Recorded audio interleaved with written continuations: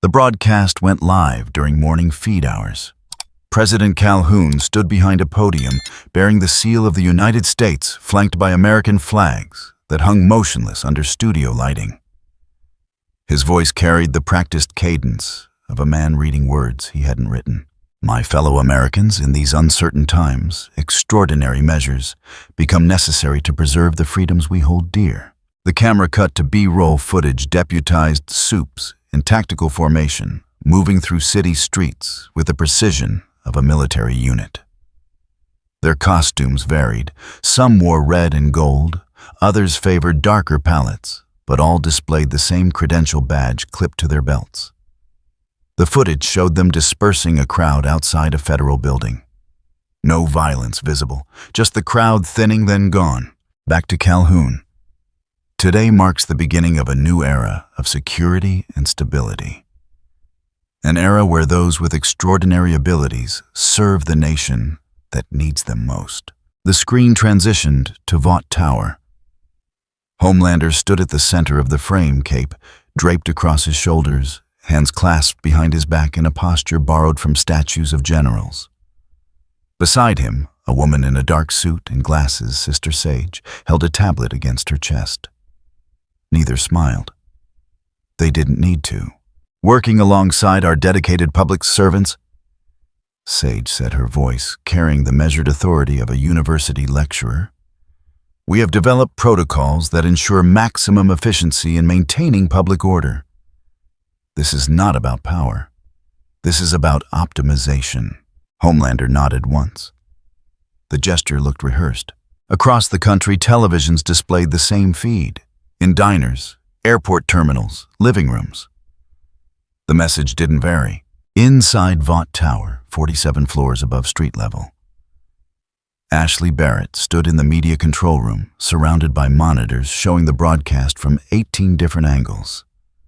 Her reflection flickered across the screens, blazer-pressed hair pulled back, smile fixed in place like a photograph. Engagement metrics, she asked.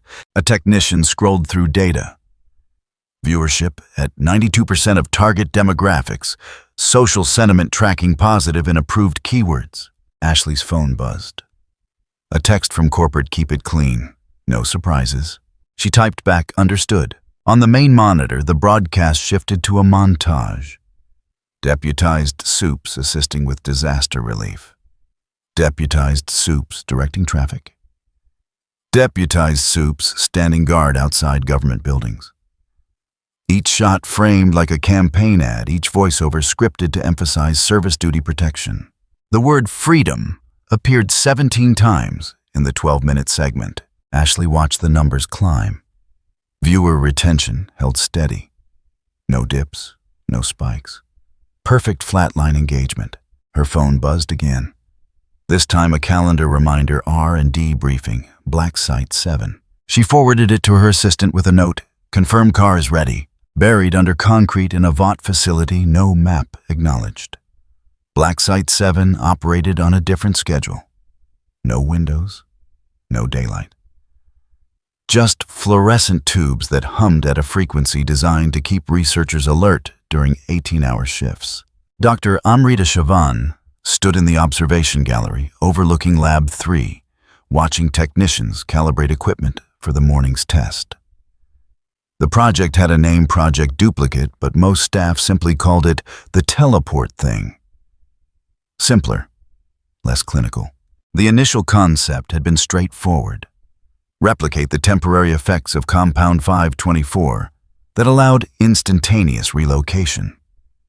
Huey Campbell's dossier sat in a locked file 3 doors down, his medical scans cross-referenced against 12 other subjects who'd exhibited similar capabilities. The science wasn't elegant, but it worked. Mostly.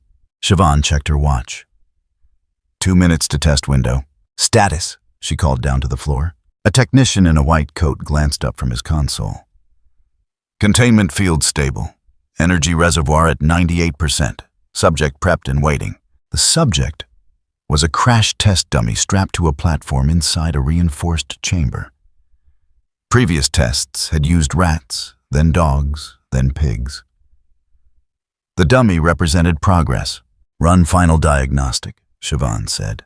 Numbers scrolled across her tablet. Power levels, dimensional variance calculations, risk assessment protocols. Everything within acceptable parameters. She initiated the sequence. The chamber filled with light, not white but a sickly green that made the air look diseased. The dummy vanished. Reappeared 3 meters to the left. Vanished again. This time it didn't come back. Alarms didn't sound. The equipment didn't explode. The light just grew brighter, then collapsed inward like a star eating itself. Siobhan's tablet went dark. Every screen in the observation gallery flickered, then died. Emergency lighting kicked in, red pulsing, designed for evacuations. "Doctor," the technician's voice crackled through a backup intercom. "We have an anomaly." Siobhan moved to the gallery window. Below in Lab 3, the containment chamber had split open.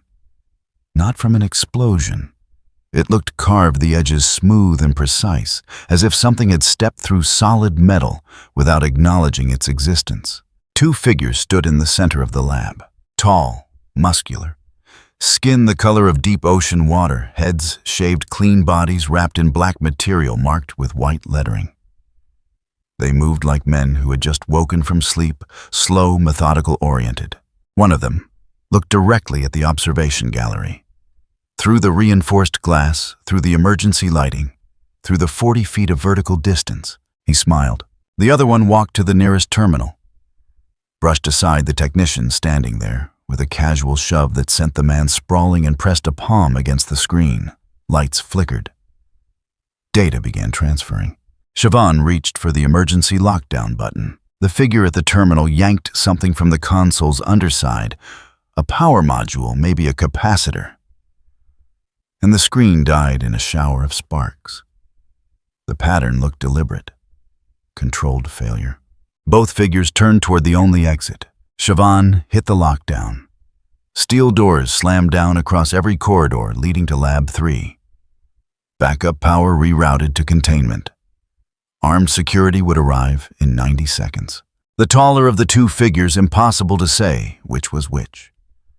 They looked identical, walked to the sealed door, and examined it with the detached curiosity of an engineer reviewing faulty work. He raised one fist. The door didn't explode. It buckled inward, metal shrieking bolts shearing from their housing. One punch, then another, then a third that tore the door from its frame entirely. The figure stepped through. Siobhan grabbed the intercom. "Security to Lab 3, code black. Repeat, code black." Her tablet flickered back to life. A single line of text appeared across the screen, white letters on black background, interesting infrastructure. "Suboptimal execution. We'll fix that." The message vanished. Siobhan stared at the empty lab below, at the ruined containment chamber, at the door lying twisted on the floor. Somewhere in the facility, alarms finally began to wail. In Vought Tower, Ashley's phone buzzed a 3rd time. Not a text, a call, restricted number. She answered. "Barrett." Sage's voice came through calm as a weather report. "We have a situation at Black Site 7. 2 unidentified intruders. Capabilities unknown. Secure the media cycle. Nothing leaks." "Understood. Do we have containment?" "Not yet." Ashley's smile didn't falter. Years of practice. "I'll draft a statement. Standard protocols." "No." A pause. "I'm handling this personally. Keep the broadcast running. No interruptions." The line went dead. Ashley turned back to the monitors. On screen, Homelander stood in front of a crowd of reporters, answering pre-screened questions with the confidence of a man who'd never been told no. The engagement numbers held steady. She opened a new document on her laptop. Started typing. "Crisis management templates loaded from memory substitute, technical malfunction. For security breach, swap isolated incident. For catastrophic failure." Her fingers moved fast. Muscle memory. 300 miles west in the wreckage of Lab 3, emergency lighting painted everything red. The technicians had evacuated. Security teams swept the corridors. Dr. Siobhan stood in the observation gallery watching footage from backup cameras, trying to understand what she'd just witnessed. The two figures, they had moved through the facility like they owned it. Not frantic, not aggressive, just purposeful. They'd stopped at 3 different terminals, downloaded data, then proceeded toward the primary storage vault where compound V samples were kept under armed guard. The guards had tried to stop them. Past tense, Siobhan watched the footage. Watched the taller figure pull a compact cylinder from his belt, some kind of pneumatic launcher, and fire 3 darts in rapid succession. Watched the guards collapse before they could raise their weapons. No visible wound. Just precision incapacitation. The vault door, 18 inches of reinforced steel, had lasted 4 minutes. Inside, rows of temperature-controlled vials gleamed under sterile lighting. Compound V, temporary variants, experimental batches that hadn't been approved for human testing. The figures ignored them. Instead, they'd accessed the vault's computer system. More data transfer. One of them retrieved a small cylinder from his belt, compact, matte black, and tapped it once. A pneumatic hiss. Compressed air cartridge. The guards outside hadn't heard it. They'd just dropped one after another, small puncture marks on their necks, where the tranquilizer darts had found flesh. The figures walked back toward Lab 3, unhurried, as if they had all the time in the world. Siobhan's tablet buzzed. New message. Stay where you are. Do not engage. Specialists en route. She didn't recognize the sender. The broadcast ended mid-morning. Calhoun's closing remarks emphasized unity strength and the promise of a safer tomorrow. The feed cut to the national anthem, played over images of American landmarks. In Vought Tower, Ashley finalized the crisis statement and filed it in a folder marked Contingencies. Her car to Black Site 7 would be ready soon. Her phone buzzed. Another text from corporate good work. Keep this contained. She replied, already done. At the black site in the red-lit corridors, the 2 figures stood in Lab 3 surrounded by unconscious security personnel. One of them, the one who'd punched through the steel door, examined a vial of Compound 5 held up to the emergency lighting. Crude, he said. His voice carried the flat effect of a man reading technical specifications. But functional. Resource allocation suggests desperation. The other one scrolled through data on a salvaged tablet. Supply chain maps to 14 distribution centers. Production quotas exceed consumption by 42%. Stockpiling or waste. Both, probably. The first one set the vial down. They're running a company, not a laboratory. Disappointing. Useful? They moved toward the exit, stepping over bodies, leaving the vault door hanging from one hinge. Behind them, emergency systems continued their automated protocols. Lockdown sustained, alarms wailing, red lights pulsing. No one tried to stop them. In the observation gallery, Dr. Siobhan watched them disappear into the corridor. Her tablet buzzed again, specialists en route. Maintain position. She stayed where she was. The broadcast had ended, but the screens in the media control room continued cycling through approved content, public service announcements, Vought promotional materials, testimonials from grateful citizens whose lives had been saved by deputized soups. Ashley Barrett watched the numbers.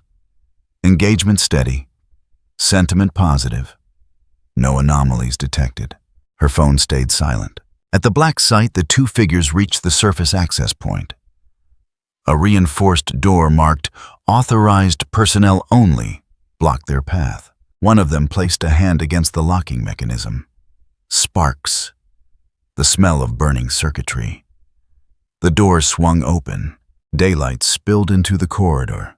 They stepped through into a parking lot, surrounded by chain-link fence and concrete barriers. Armed guards in tactical gear formed a perimeter, 12 of them, weapons raised.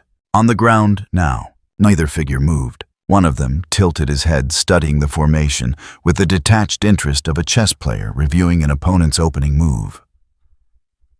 Suboptimal positioning. Crossfire risk too high. They'll shoot each other before they hit us. The other one nodded. Should we demonstrate? Not yet. We need them functional. He raised his voice, addressing the guards. "We're here to negotiate. Get someone with authority." A guard adjusted his aim. "Last warning, on the ground." The figure sighed. Predictable. He moved, not fast enough to blur. Just fast enough that the guard's training couldn't compensate. He disarmed the nearest one with a casual efficiency that looked choreographed, then disabled the next 3 before they could fire. No killing, just incapacitation. Broken wrists, dislocated shoulders, precision trauma. The remaining guards opened fire. Bullets sparked off of the pavement, off the chain-link fence.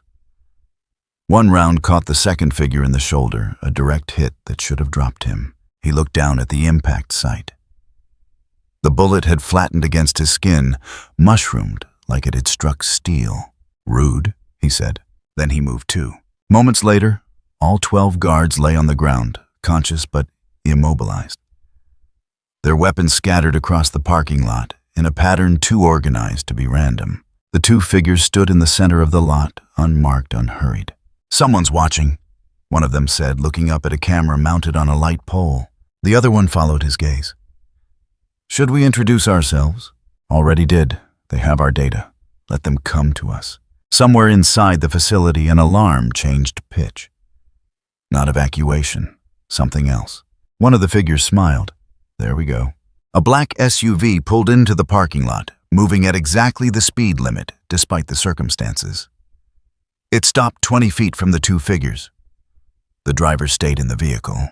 The rear door opened. Sister Sage stepped out, tablet in hand, expression neutral. She looked at the unconscious guards, at the 2 figures standing among them, at the facility behind them, with its alarm still wailing. "You've been busy," she said. The taller figure, still impossible to distinguish which inclined his head slightly. "Efficient. Not busy." Sage tapped her tablet. "You arrived through a dimensional fracture caused by our teleportation experiment. You disabled 43 security personnel. You accessed 3 restricted data terminals and 1 vault containing classified materials. You did all of this faster than our response protocols could compensate." "We were being thorough," the other figure corrected. Sage's expression didn't change. "What do you want?" "Access, resources, a functional workspace." The first figure gestured at the facility. "Your organization has infrastructure. It's poorly managed, but salvageable. And in exchange, we stabilize your systems, optimize your protocols, fix what you've been doing wrong." He paused. "We're very good at what we do." Sage studied them, long enough to calculate, not long enough to hesitate. "Negotiate," she said. The taller figure smiled. Finally, someone competent. The SUV's door remained open, an invitation. Both figures walked toward it, without looking back at the facility, at the unconscious guards, at the cameras, documenting everything. They climbed inside. Sage followed. The door closed. The SUV drove away, maintaining exactly the speed limit. Behind them in Black Site 7, emergency protocols continued running. Dr. Siobhan stood in the observation gallery watching the parking lot through the window, trying to understand what had just happened. Her tablet buzzed. "Stand down." Situation resolved. The alarms fell silent. Red lights faded to normal white. The facility resumed its ordinary rhythm, as if the last hour had been a brief interruption in an otherwise unremarkable day. In Vought Tower, Ashley Barrett's phone buzzed. A message from Sage Draft, approved. Begin Phase 2. Ashley opened a new document, started typing. This one wasn't a crisis statement. This one was a press release. 2 new consultants joining Vaught's National Security Initiative. Brilliant minds. Unprecedented expertise. The beginning of a new chapter in American safety. She finished the draft quickly, sent it to legal for review. At the black site in the back of a black SUV moving at exactly the speed limit, Sage and the 2 figures sat in silence for the first stretch of highway. Then, one of the figures spoke. "Your project duplicate was doomed to fail. Wrong energy signature. Unstable dimensional variance. You were creating tiers, not portals." Sage didn't look up from her tablet. "I know." "Then why continue?" "Because failure generates data. data generates solutions. She met his gaze. We weren't trying to succeed. We were mapping variables. The figure's expression shifted slightly. Respect, maybe, or recognition. You're smarter than your organization deserves, he said. I'm aware. Sage tapped her screen. What do I call you? We're the Mauler twins. Which one is which? Both figures smiled identical smiles. Does it matter? They said in unison. The SUV drove on. Behind them, the facility grew smaller in the rearview mirror. Ahead, the highway stretched empty. And in Vought Tower, on 47 floors of screens, the broadcast footage played on repeat. Homelander's speech. Calhoun's promises. The deputized soups moving through city streets with mechanical efficiency. The new order broadcast to a nation that had stopped asking questions. The metrics held steady. Everything looked normal. Everything had changed. The SUV arrived at Vought Tower during the lunch hour rush. Traffic parted around it like water around stone, not because anyone recognized the vehicle, but because it moved with the mechanical certainty of something that wouldn't stop if challenged. In the back seat, one of the Mauler twins scrolled through data on a salvaged tablet. Production schedules, distribution networks, quality control reports from facilities across 14 states. The other stared out the tinted window at the tower's glass facade, counting floors, estimating security camera placement, calculating sightlines. 47 executive offices, the first one said without looking up. 12 legal departments. PR occupies an entire floor. They spend more on image management than R&D. Priorities, the other replied. Sage sat across from them, tablet on her lap, watching them work. She hadn't spoken since they'd left the black site. Professional courtesy, maybe? Or calculation? The SUV descended into the underground garage. Private access, no public traffic. The kind of entrance reserved for board members and people who needed to avoid cameras. They rode the executive elevator in silence. 70 floors without stopping. The twins examined the panel biometric scanner encrypted keypad backup manual override, hidden behind a steel plate. Adequate, one of them said. The doors opened directly into a conference room. No hallway, no reception area. Just glass walls overlooking the city and a table designed to seat 20. Only 3 chairs were occupied. Homelander stood by the window, cape draped across his shoulders, hands clasped behind his back. He didn't turn when they entered. Sister Sage moved to the head of the table. Ashley Barrett sat 2 seats down, laptop open, fingers poised over keys like a stenographer waiting for testimony. The Mauler twins walked to the center of the room and stopped. Homelander turned, slowly. The kind of movement designed to draw attention. He studied them for 5 seconds, then smiled. The expression looked rehearsed. So, he said, voice carrying the practiced warmth of a morning show host, you're the geniuses. Neither twin responded. The smile held. Sage tells me you can fix our little situation. That right? The taller twin, still impossible to distinguish which was which, tilted his head slightly. Your project duplicate wasn't a situation. It was incompetence, masquerading as ambition. Ashley's fingers stopped moving. Homelander's smile didn't change, but something shifted behind his eyes. Careful. Accuracy isn't careful, the twin said. It's efficient. Sage stepped forward before Homelander could respond. Gentlemen, we're here to negotiate terms, not critique past work. She looked at the twins. What do you need? The first twin gestured at the empty chairs. Sit. This will take time. Homelander didn't move. I don't. Then stand, the twin interrupted. But you'll want to sit. The numbers are tedious.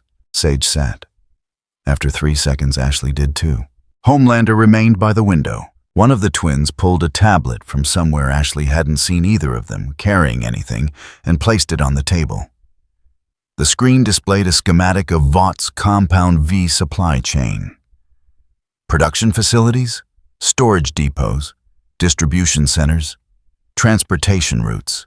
Your infrastructure has 17 critical failure points, the twin said. 4 in production, 8 in logistics, 5 in personnel clearance protocols. Ashley leaned forward.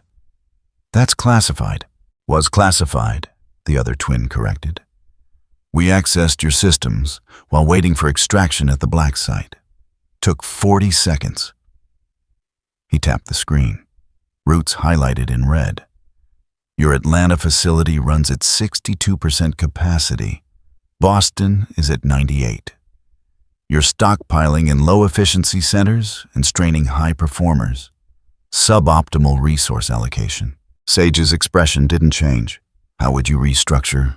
Consolidate production into 6 facilities instead of 12. Reroute distribution through regional hubs with real-time demand forecasting. Eliminate redundant security checkpoints that create bottlenecks without adding protection. Efficiency gains. 38% increase in throughput. 22% reduction in operational costs. The twin paused. And complete transparency into every vial produced, shipped, and administered. Ashley typed faster. Complete transparency means we see everything. The other twin finished. Who gets what? When? Why? No black sites running independent experiments. No executives skimming supply for personal use. No lost shipments that reappear on black markets. Homelander's cape shifted. You want access to our entire operation. We want to make it functional, the first twin said. Access is the cost. Sage tapped her tablet. In exchange for optimization, you receive full system access, dedicated laboratory space, and unlimited V supply for research purposes. And autonomy, the twin added. No oversight, no approvals, no committee meetings to justify every experiment. That's not standard, Ashley began. Nothing about this is standard. Sage cut her off. We're not hiring consultants. We're integrating specialists. She looked at the twins. How long to implement restructuring? Implementation requires insider access. We'll need credentials, biometric clearance, and at least one embedded team member with authorization to approve routing changes. I'll assign no. The twin shook his head. We choose. Someone mid-level. Not visible enough to attract attention, not junior enough to lack real access. Sage nodded slowly. You'll submit a shortlist for approval. We'll notify you of our selection, the twin corrected. Approval is cosmetic. Homelander moved from the window. Not fast. Just purposeful. He stopped 3 feet from the nearest twin, close enough to loom. You don't give orders in my house. The twin looked up at him with the detached curiosity of a scientist examining a specimen. This isn't your house. It's a corporate asset you occupy. The distinction matters. For 2 seconds, nothing moved. Then Homelander laughed. The sound filled the conference room, bounced off glass walls, carried just enough edge to remind everyone present what those walls were made of. I like you, he said. Ballsy. Stupid but ballsy. He turned to Sage. They get 1 lab. 1. And I want eyes on them. Cameras would compromise, one twin started. Not cameras. Homelander interrupted. Me. I check in when I want. You don't like it, there's the door. The twins exchanged a glance.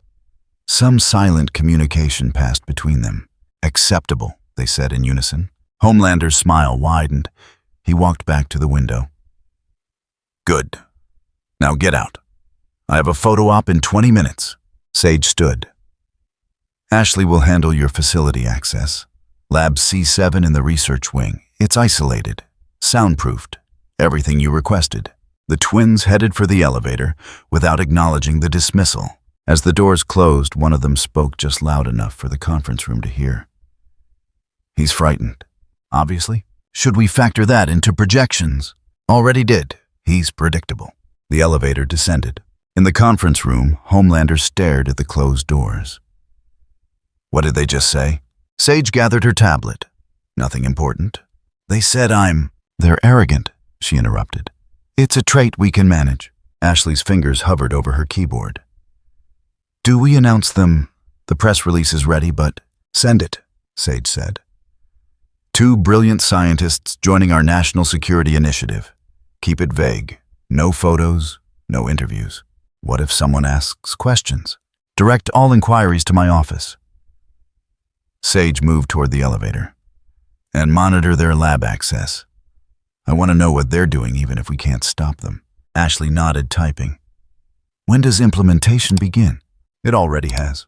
4 floors below, in a laboratory that had been emptied that morning on Sage's orders, the Mauler twins stood in the center of white tile and stainless steel. Equipment lined the walls. Centrifuges, sequencers, storage freezers. A cloning apparatus that took up an entire corner, tubes and tanks. Arranged in configurations that looked more like art than science. One of them walked to the nearest terminal and logged in using credentials that shouldn't have worked yet. The screen flickered. Data began transferring. Vought personnel database, he said. 43,000 employees. We need someone in logistics, mid-management, clearance level 4 or higher. The other twin examined the cloning apparatus, running hands over control panels, checking calibration settings. Preferences: competent but not ambitious. Loyal to routine, not ideology. Someone who won't be missed if behavior shifts slightly. A file appeared on screen. Photo, name, service record. David Reeves, logistics coordinator. 7 years with Vought. Clearance level 4. Performance reviews, average. No disciplinary flags, no family in the company. Medical records, clean. No genetic abnormalities. Easy template. The first twin pulled up building schematics. He works in the distribution center. 3rd shift starts at midnight. We'll need a sample. Hair follicle is sufficient. Security cameras, extensive. But we already have access. He tapped the screen. Camera feeds appeared. Hallways, loading docks, break rooms. Loop the footage. Standard protocols won't detect alterations. The other twin opened the cloning apparatus and began prepping the system. Timeline: 12 hours for viable clone, another 6 for memory integration. He'll be functional by tomorrow evening. And the original: medical leave, sudden illness. Nothing fatal, just incapacitating enough to justify 2 weeks' absence. They worked in silence. No wasted movement, no hesitation. The kind of efficiency that came from doing something hundreds of times before. Across the city, in a converted warehouse that had been stripped of everything except concrete floors and exposed pipes, Billy Butcher sat in a folding chair watching news footage on a laptop balanced on a milk crate. The broadcast showed Homelander shaking hands with a senator, smiling, waving. The caption read, "New security partnership strengthens national defense." Huey stood behind him, arms crossed. It's the same story every channel, just different angles. Yeah. Butcher didn't look up. That's the problem. Entered from the backroom phone pressed to his ear. He ended the call and pocketed the device. Frenchie's contact came through. Says Vought moved a vehicle to their tower this morning. Black SUV, no plates. Came from somewhere upstate. Upstate's half the state, Huey said. Black site facility, Butcher muttered. Has to be. Pulled up a chair. Why move assets during martial law? They've got everything locked down. No threats, no competition. Because something happened. Butcher closed the laptop. Something they're not broadcasting. We need intel, Huey said. Real intel, not just news feeds. Intel from where? Leaned back. Our contacts are scattered. Half are in detention. The other half are hiding. We're operating blind. Butcher stood and walked to the window. Outside, the city moved through its afternoon.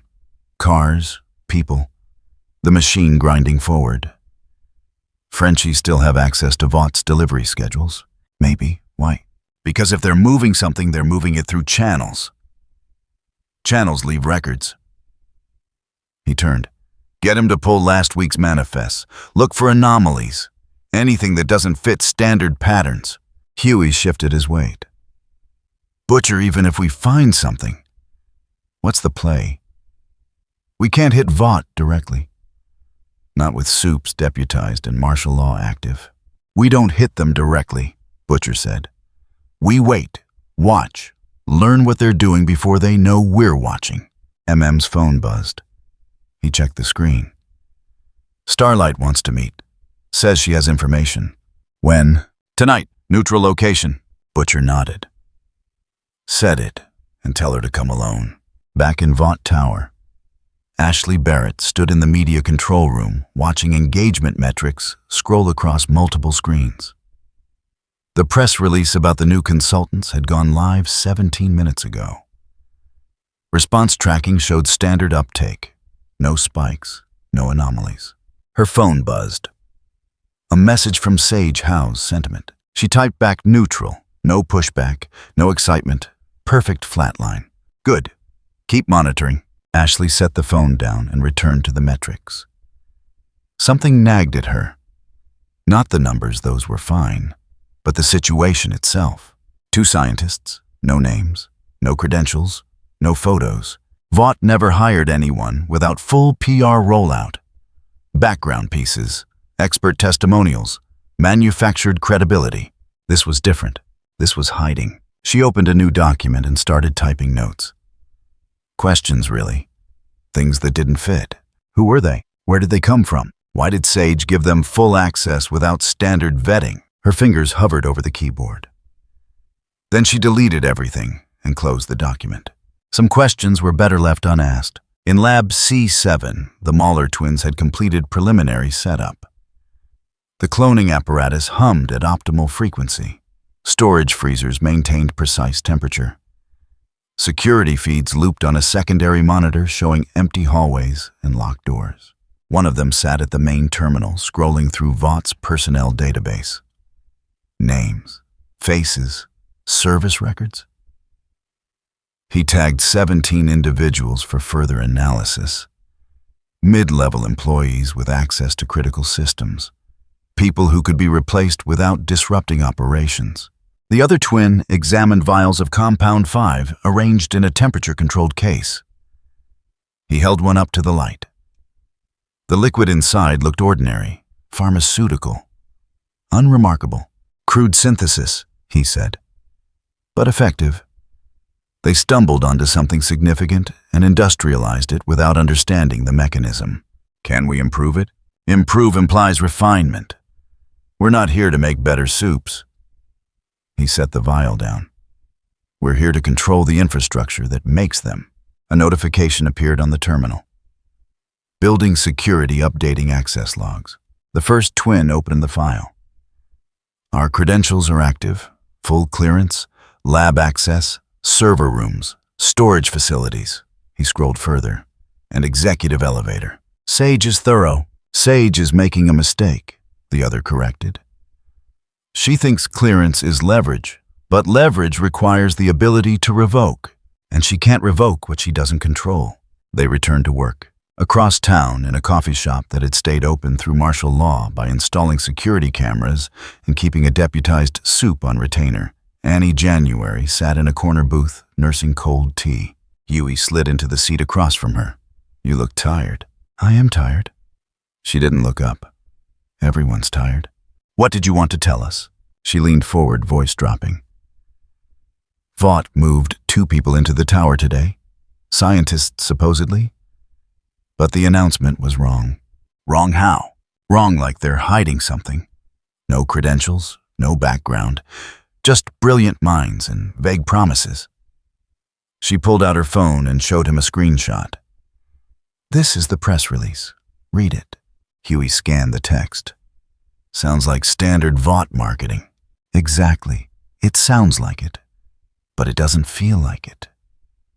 She took the phone back. I've seen hundreds of these. They always include specifics.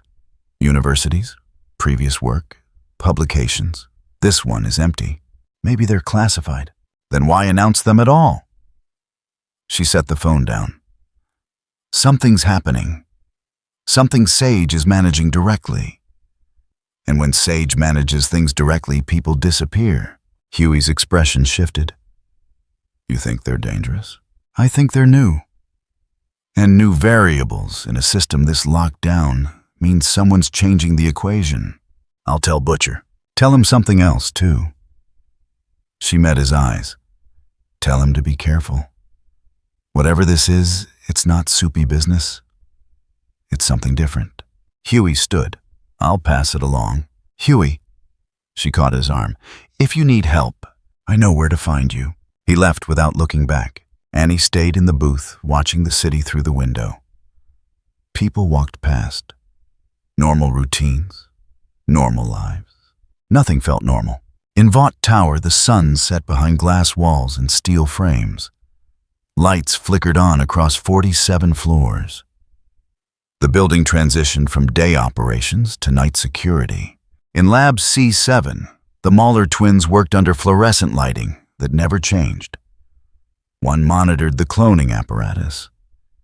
The other compiled access logs, building a map of Vaught's digital infrastructure. A notification appeared. System access granted distribution network control. The twin at the terminal opened the interface. Routes, schedules, inventory levels, real-time tracking for every vial of compound V currently in transit. We have the network, he said. The other twin looked up from the cloning apparatus. All of it, enough. He highlighted 3 nodes on the map. Atlanta, Boston, and Seattle. If we reroute through these hubs, we control 68% of national distribution. Timeline for implementation, 48 hours.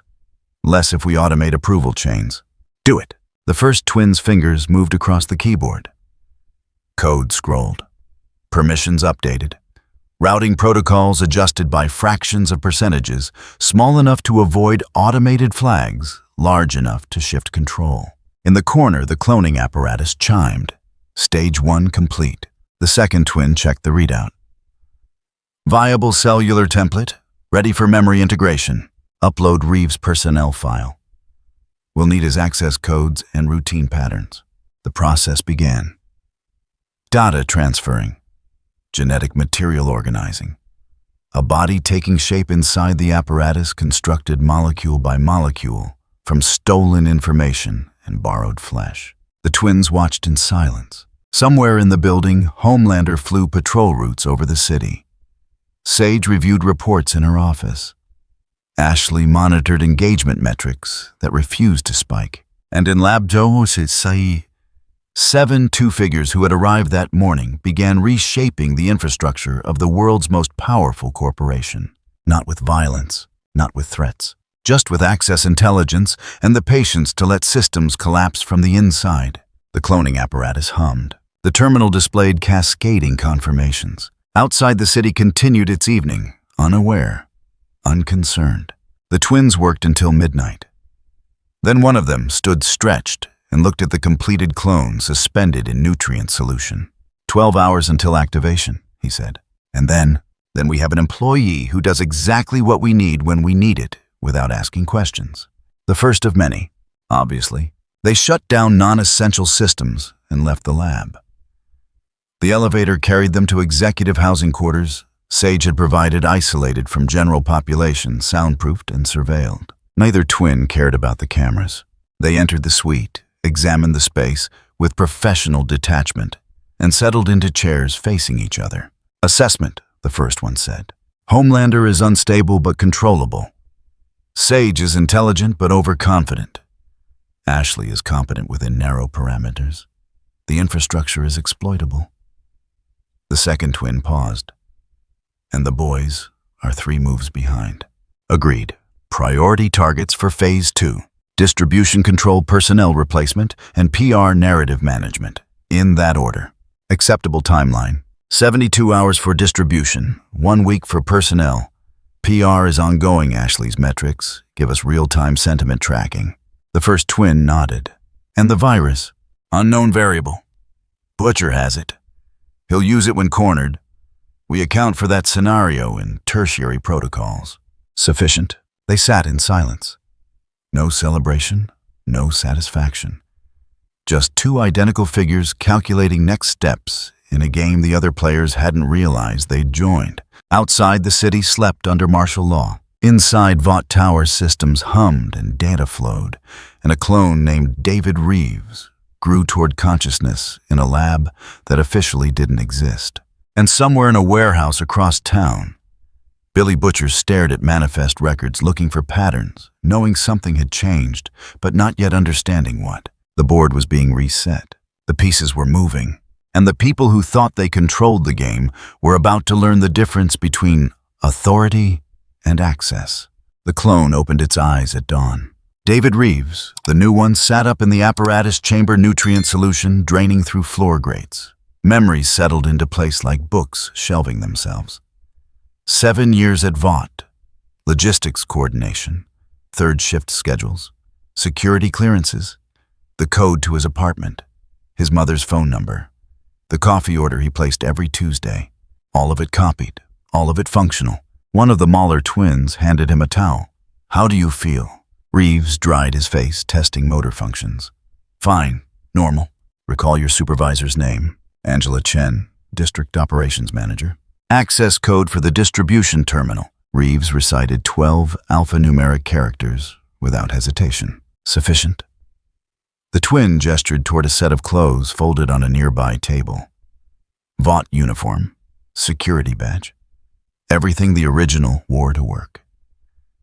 "You start tonight, midnight shift. Your assignment is simple. Approve routing changes without flagging them for review." "Understood." "And if questioned, standard protocol updates, optimization initiative, approved by executive leadership." The twin nodded. "Get dressed. You have 14 hours before your shift." Reeves pulled on the uniform. The fabric felt familiar. The badge clipped to his belt like it had 1,000 times before. Muscle memory inherited through data transfer. He left the lab without looking back. In the observation room above the second Mauler twin, watched him go. Assessment. Stable. No behavioral anomalies detected. Timeline for additional units. 48 hours per clone. We'll need 3 more to control critical distribution nodes. The first twin pulled up personnel files on the wall screen. West Coast Logistics, Midwest Storage, East Coast Quality Control. Begin production cycles. Stagger activation to avoid pattern recognition. The apparatus hummed back to life. Across the tower in a conference room that smelled like expensive coffee and filtered air, Sister Sage stood at the head of a table reviewing reports on her screen. The morning briefing had been scheduled for 2 hours. Attendance mandatory. Ashley arrived first, carrying her laptop like a shield. She took her usual seat and opened 3 windows simultaneously. Sentiment tracking media alerts, crisis protocols on standby. The Mauler twins entered next. No greeting, no acknowledgement. They moved to the opposite end of the table and placed a portable interface between them. Data began transferring to the room's main display. Homelander arrived last. He didn't sit. Just stood by the window with his arms crossed, watching the city wake up 47 floors below. Sage checked the time. "We're starting. Ashley's status update on public sentiment following yesterday's announcement." Ashley pulled up charts. Sentiment holding neutral. No spikes, no significant pushback.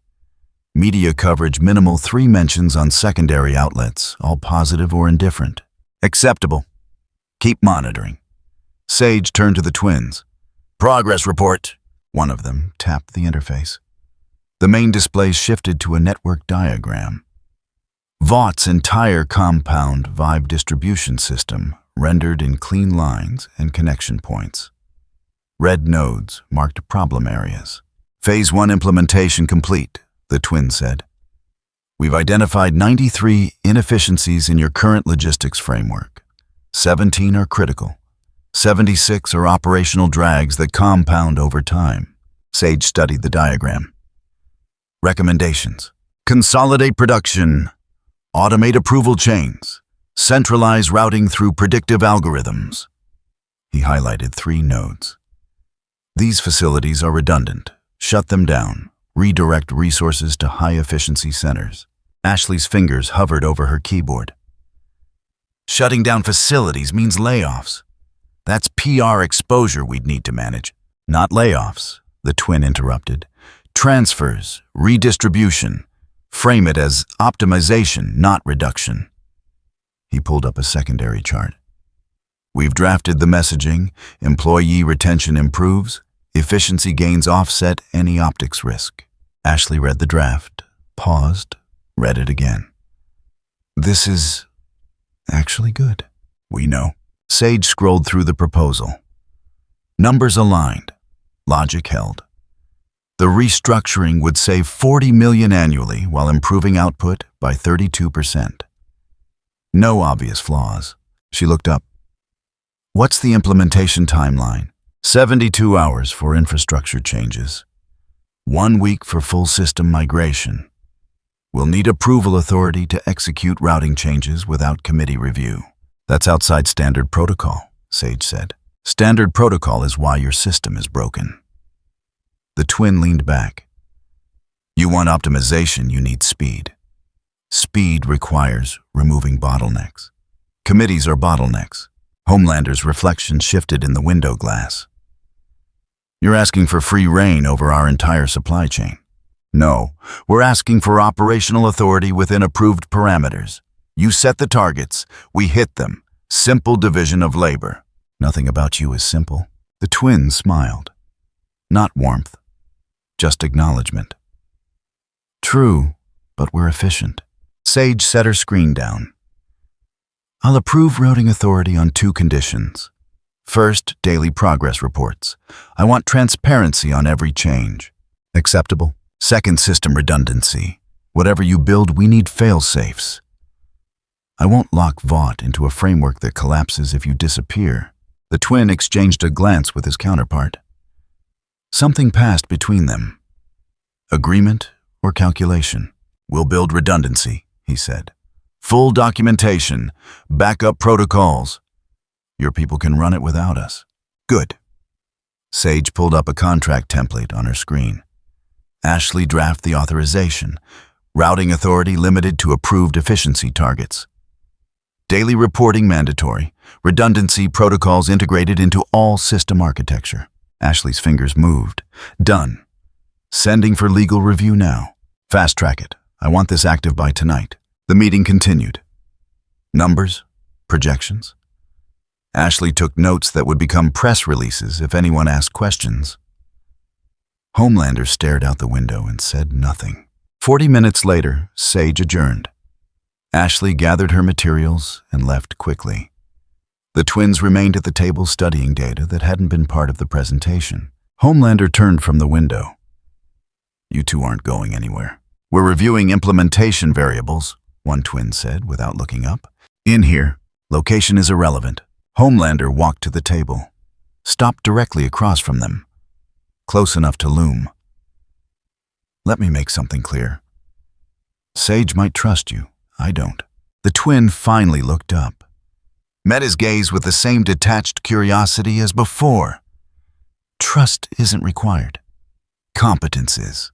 You think you're competent enough to handle me. We think you're not the variable that matters. The twin returned to his screen. Your strength is useful for public-facing operations. Our work happens where strength is irrelevant. Homelander's jaw tightened. Everything I do matters. Not to infrastructure. The silence lasted 3 seconds. Then Homelander laughed. Sharp, mirthless. You're going to regret that. He left. The door closed with more force than necessary. The twins continued working. Assessment, one asked. Predictable. He's threatened but lacks framework to respond. He'll complain to Sage, who will manage him with administrative language. Sufficient containment. For now, they returned to the data. Routing algorithms, demand forecasting models, predictive analytics that would reshape how Compound 5 moved through the country. And buried in the code, invisible to anyone who didn't know exactly where to look, access points. Backdoors. Control switches that responded only to specific commands. The redundancy Sage had demanded would exist. It just wouldn't work the way she thought. In a different part of the tower, 3 floors below, executive level. Ashley sat in her office, reviewing the authorization draft before sending it to legal. Everything looked standard. Approval authority within defined parameters, daily reporting, redundancy protocols. Her screen displayed the twins' efficiency proposal alongside current operations data. The numbers didn't lie. Their system was better, faster, more transparent in ways that actually mattered.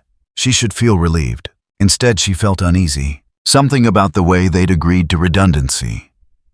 Too quick, too smooth. Like they'd expected the demand and prepared the answer in advance. Her screen lit with a notification. Message from Sage. Send it through. I want this active tonight. Ashley hit send. The draft went to legal with priority flags. She closed her laptop and stared at the wall. Somewhere in the city, Billy Butchers sat in the warehouse reviewing logistics data Frenchie had pulled from a contact who still had access to Vaught's secondary systems. Shipping manifests, routing schedules, personnel transfers. Stood behind him, reading over his shoulder. These don't match standard patterns. No, they don't. Butcher highlighted 3 routes. Atlanta facility reduced shipments by 40%. Boston increased by 30%. Seattle rerouted entirely through a hub that didn't exist 2 days ago. New distribution strategy, or someone's rewriting the playbook. Butcher pulled up personnel records. And look at this, 14 transfers in 3 days, all mid-level, all logistics. Huey entered carrying coffee that had gone cold an hour ago. Starlight sent new intel. Vaught announced internal optimization initiative. Efficiency improvements. Standard corporate speak. Except Vaught doesn't do standard anything without PR campaigns, said. This is quiet. That's not their style. Butcher closed the laptop. Something changed. Not just strategy, the whole operational framework. Since when? Since those 2 showed up? Butcher stood. Whoever they are, they're not consultants. Consultants don't rewrite infrastructure in 72 hours. Then what are they? Butcher walked to the window. Outside, the city moved through midday. Delivery trucks, commuters, the ordinary machinery of life under martial law. Something that sees systems the way I see targets, he said. And that makes them more dangerous than any soup Vaught's ever made. MM's phone buzzed. He checked the screen. Frenchie wants a meet. Says he found something in the personnel database. When? Tonight. Says it can't wait. Butcher nodded. Set it, and tell him to bring everything he's got. By nightfall, the authorization had cleared legal and landed on Sage's screen for final approval. She read it twice. Everything aligned with the terms she'd set. Routing authority, daily reporting, redundancy protocols. She signed. The system updated instantly. Authorization codes distributed. Access permissions activated. The Mauler twins now had operational control over 68% of Vaught's compound via distribution network. Sage watched the confirmation appear, then closed the window and moved to her next task. Budget review. Personnel evaluations. The endless administrative grind of running an organization that thought it was saving the country. Her screen displayed a reminder, check in with twins, daily report due 0800. She dismissed it, tomorrow's problem. In Lab C7, the Mauler twins received the authorization notification simultaneously. Their screens updated. New access permissions appeared, routing control, inventory management, quality assurance protocols. One of them pulled up the distribution network and began implementing changes. Routes shifted, priorities reordered, shipments rerouted through new hubs that had been built into the system architecture during the last 48 hours. The other monitored response times. Every change triggered automated confirmations. No flags, no alerts. The system accepted the new framework as if it had always been there. Implementation complete, he said. Verification. A map appeared on screen. Compound 5 flowing through the country in patterns that looked identical to before. Same destinations, same schedules, only the routing had changed. And the routing determined everything. Confirmed. We control primary distribution. Secondary and tertiary networks remain under Vaught oversight. Sufficient for Phase 2. More than sufficient. The first twin closed the interface. Next step, personnel expansion. We need 8 more clones operational by end of week. Target profiles. Security clearance level 3 or higher. Access to facilities, terminals, and authorization chains. No public-facing roles, mid-level enough to be invisible. The cloning apparatus hummed in the corner. Another body taking shape. Another set of memories being transferred from stolen data. Production schedule. Continuous rotation. 1 every 48 hours. Stagger activation across different departments. HR won't flag it as pattern. They returned to their terminals. The work continued. Algorithms optimizing, systems integrating, controls spreading through Vaught's infrastructure like roots through concrete invisible until the weight became too much. At midnight, David Reeves, the clone, arrived for his shift at the distribution center. He swiped his badge. The system accepted it without question. He walked to his terminal, logged in, and began processing routing changes that had appeared in the queue. Standard protocol updates, optimization initiative, approved by executive leadership. He clicked through approvals without reading details. Muscle memory, routine. The kind of work that happened every night in facilities across the country. No one questioned it. No one noticed. And 3,000 miles away, in a secondary facility that handled West Coast distribution, another shipment rerouted through a new hub. Another node switched from old framework to new. Another piece of infrastructure transferred from Vaught's control to something else. The machine kept running. It just answered to different operators now. In the warehouse, Butcher met Frenchie in the back room. The Frenchman spread documents across a folding table. Personnel files, transfer orders, security logs. Look at this, Frenchie said, pointing to a pattern. 14 transfers in 3 days, all approved by different managers, but the timestamps are identical. Butcher examined the files. Batch processing. Exactly. Someone submitted these together, made them look distributed to avoid flags. Who approved them? That's the problem. Frenchie pulled up authorization records. The approvals came from department heads, but the department heads didn't submit them. Then who did? System admin level, someone with root access. Frenchie highlighted the access logs. And according to this, that access was created 48 hours ago. Leaned over the table. Created how? From inside, not a hack, a credential grant. Legal authorization. Butcher's expression darkened. Sage. Has to be. No one else has that authority. Why would Sage authorize system admin access for outsiders? Frenchie shrugged. Maybe she thinks she's still in control. Butcher gathered the documents. We need more. Personnel movements, facility access, anything that shows what they're actually doing. That's harder. Internal systems are locked down. Then get creative. You're good at that. Frenchie nodded. I'll see what I can find. They dispersed before dawn. Butcher returned to the warehouse.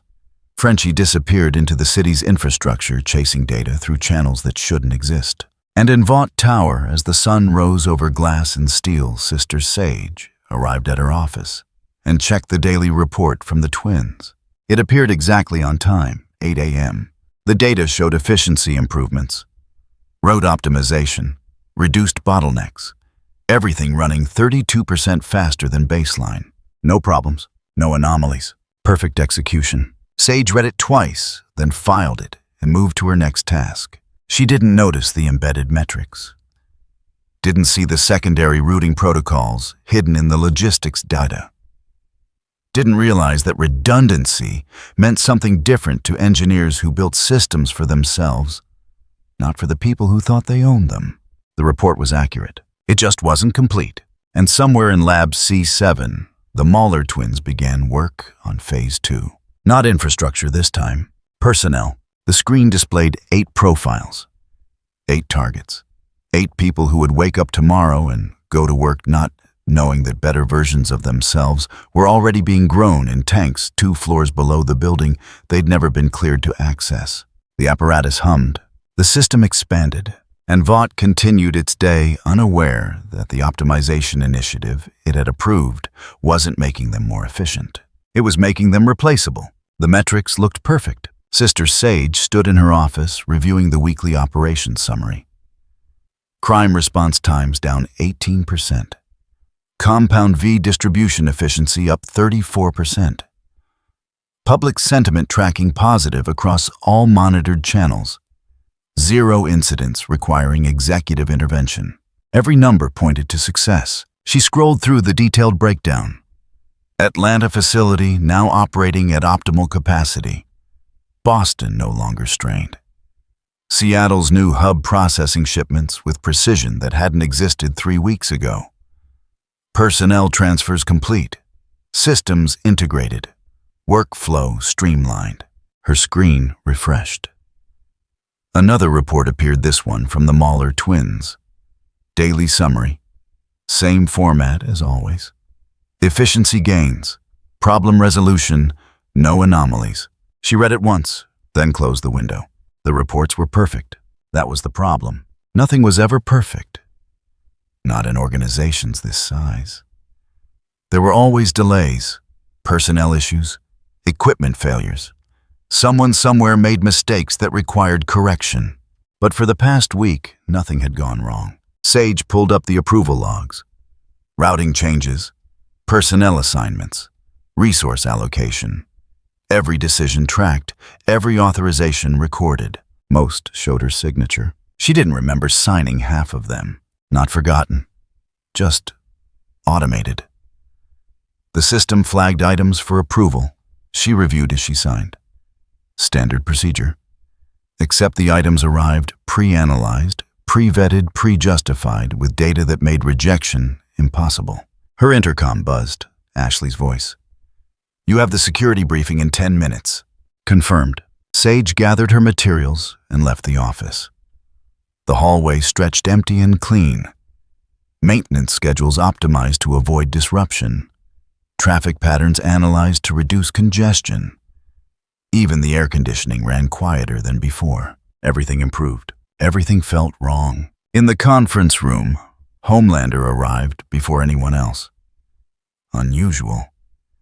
He typically showed up last, made an entrance, controlled the room through presence. Today he just stood by the window. Sage took her seat. You're early. Yeah. He didn't turn around. Been here 20 minutes.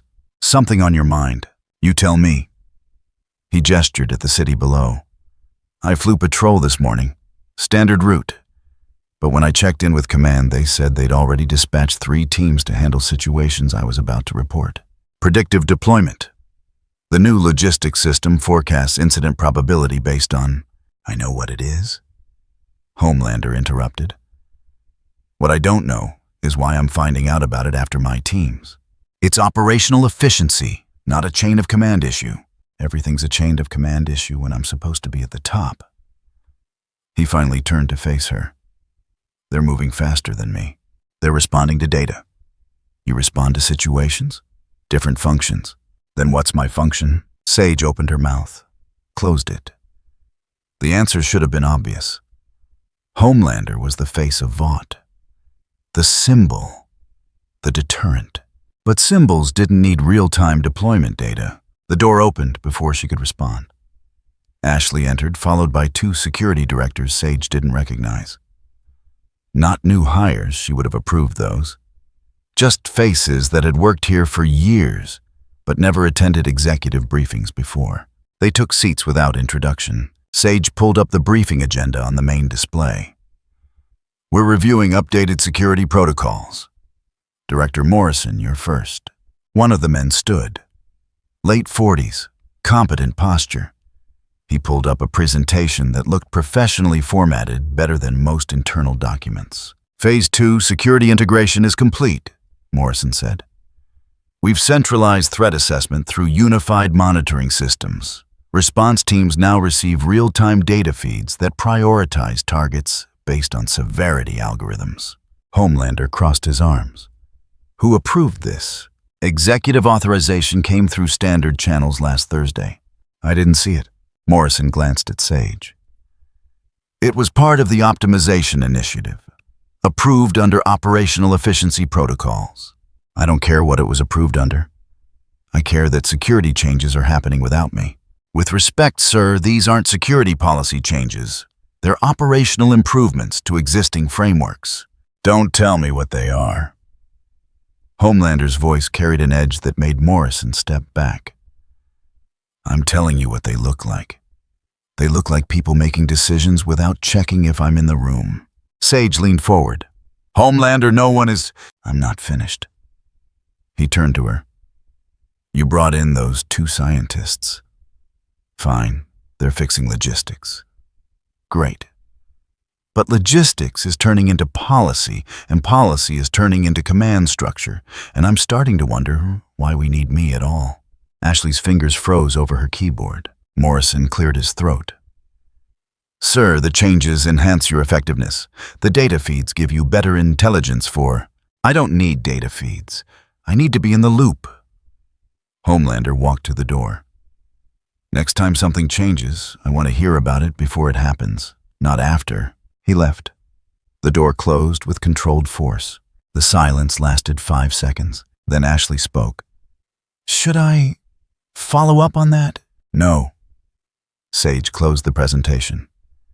Morrison, continue. We'll address chain of command separately. The briefing resumed. Security protocols, threat matrices, response optimization, everything logical, everything justified. Sage took notes that felt increasingly mechanical. Across the city in a rented office space that Frenchie had acquired through channels that didn't ask questions. The boys gathered around a table covered in printed documents.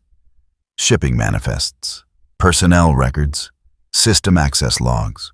Butcher tapped a highlighted section. These routing changes don't match any algorithm I have seen. They're not optimizing for speed or cost. They're optimizing for control. Studied the maps. How do you optimize for control? You make sure everything has to pass through specific checkpoints. Create dependency. Butcher traced 3 routes that all converged on new hubs. Now look at who manages those hubs. Huey leaned over. David Reeves, Sarah Chen, Marcus Webb, all transferred within the last 2 weeks. And before that, asked. Different departments, different facilities, no overlap. Huey pulled up their personnel files. But their new positions all have one thing in common. Routing approval authority. Frenchie set down his coffee. So someone consolidated control by moving the right people to the right positions. Exactly. Butcher circled the 3 names. Question is who moved them? According to system logs. Frenchie pulled up his laptop. Department heads. Standard personnel management. But we know those department heads didn't actually submit the requests. Correct. Someone with admin access submitted them and forged authorization codes. Crossed his arms. This feels like intelligence work, not corporate restructuring. That's because it is. Butcher closed the file. This is what infiltration looks like when you're not kicking down doors. You don't take over by force. You take over by making sure no one realizes anything's changed. Then who's behind it? Huey asked. The 2 scientists Vought hired. Has to be. Timeline matches. Access level matches. Butcher stood. But scientists don't think like this. This is tradecraft, military or intelligence background. Or they're contractors, said. Hired operators with specific skill sets. Either way, they're not just fixing Vaught's logistics. They're building something. Butcher gathered the documents. And we need to figure out what before it's too late. In Vought Tower, Ashley Barrett sat alone in the media control room watching automated systems manage the afternoon news cycle. Press releases generated based on sentiment analysis. Talking points adjusted in real time to match public response. Crisis protocols activated before situations escalated. She hadn't touched her keyboard in 40 minutes. Everything ran itself. A notification appeared, media inquiry. New York Times subject, Vought efficiency improvements. The system flagged it. Generated 3 response options. Ranked them by projected sentiment impact. Selected the optimal choice. Scheduled delivery for maximum visibility. All within 8 seconds. Ashley's job was approving the selection. She clicked approve. Another notification. Local outlet requesting interview with Homelander, RE increased patrol effectiveness. The system processed. Generated response. Scheduled PR coordination. Assigned handler. Ashley approved. Third notification.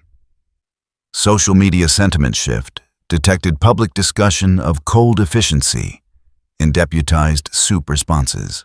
The system analyzed. Adjusted messaging templates. Modified future talking points. Deployed counter-narrative through verified accounts. Ashley approved. She set down her mouse and stared at the screens. 24 monitors displaying real-time data. Sentiment tracking. Media alerts. Crisis indicators. All managed by systems that anticipated problems before humans noticed them. Her phone, lit with a message from Sage Quarterly Review, moved to Thursday. Prepare metrics on PR efficiency gains. Ashley typed back, understood. She looked at her calendar. The review would assess her department's value. Demonstrate ROI. Justify budget allocation. But what value did she provide if the system handled everything? She opened a new document and started drafting the presentation. Efficiency improvements. Cost reductions. Faster response times. Every metric showed her department performing better than ever, because the system did most of the work. She worked on the presentation for an hour. Made it look good. Made it look necessary. Made it look like she was still essential to operations. Then she saved it and closed her laptop. If she didn't show up tomorrow, would anyone notice? In Lab C7, the Mauler twins monitored implementation progress across multiple displays. 6 clones now operational. 4 more in production. Distribution control at 73%. Personnel coverage expanding into security quality assurance and facility management. Timeline assessment, one twin asked. The other pulled up projection models.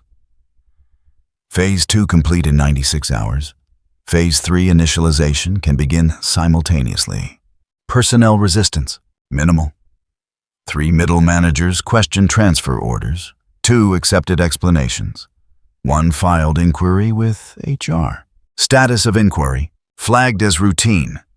Response generated citing operational needs and efficiency targets. Closed within 24 hours. Acceptable. The first twin switched displays to show distribution metrics. V shipments now route through our hub architecture. Primary nodes secure. Secondary nodes integrating. Tertiary networks remain under Vought legacy systems, but can be migrated if needed. Do we need them? Not for functionality. But leaving them active maintains illusion of distributed control. He highlighted 3 facilities. These appear independent, but actually feed data to our central logistics. Vought sees multiple operators. We see one system. Sage is oversight. She reviews daily reports, approves changes, signs authorizations. The twin paused. She doesn't realize the reports are curated. She sees what we want her to see. When will she realize? When we want her to? Or when something breaks? Whichever comes first.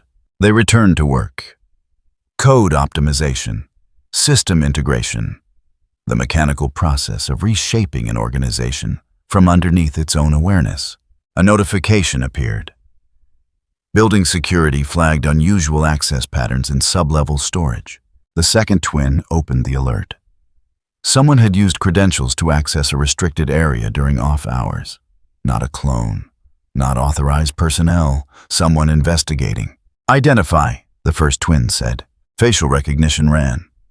No match in Vought databases. Security footage showed a man in maintenance uniform moving quickly through corridors, checking door access panels, avoiding cameras when possible. Not maintenance, the second twin said. Movement patterns suggest reconnaissance. Flag for containment. Not yet. Let him collect whatever he's looking for. Track him. If he's external, we want to know who sent him. The alert closed. Monitoring protocols adjusted. Cameras that had been avoided suddenly offered better angles. Access logs captured data that would trace the intruder's path. The twins continued working. The intruder was logged, tracked, filed as a variable to address when timing suited operational priorities. Everything proceeded according to framework. Later that evening, Sage returned to her office after the sixth meeting of the day. She sat at her desk and pulled up the operations dashboard. Same perfect metrics, same flawless execution. She opened the approval queue. 47 items waiting for review. Personnel assignments, resource allocations, security protocol updates. Each one came with analysis, justification, and recommended action. She started reviewing. First item: transfer 3 quality assurance specialists to new hub facilities. Reason: expertise consolidation. Supporting data efficiency projections showing 12% improvement. She approved it. Second item: update security clearance for logistics coordinators. Reason: streamlined access protocols. Supporting data response time improvements of 8 seconds per authorization. She approved it. Third item: implement automated crisis response triggers. Reason: reduce human delay in emergency situations. Supporting data projected lives saved through faster deployment. She paused, read it again. The justification was sound. The data supported it. The recommendation made sense. But implementing automated crisis triggers meant removing human judgment from emergency response. Meant trusting algorithms to decide when force was necessary. She hovered over the Approve button. The data showed it would save lives. She clicked Approve. The queue continued. She processed items mechanically, each decision logical, each choice supported by evidence. Each approval moving Vought toward greater efficiency. She finished the queue in 30 minutes.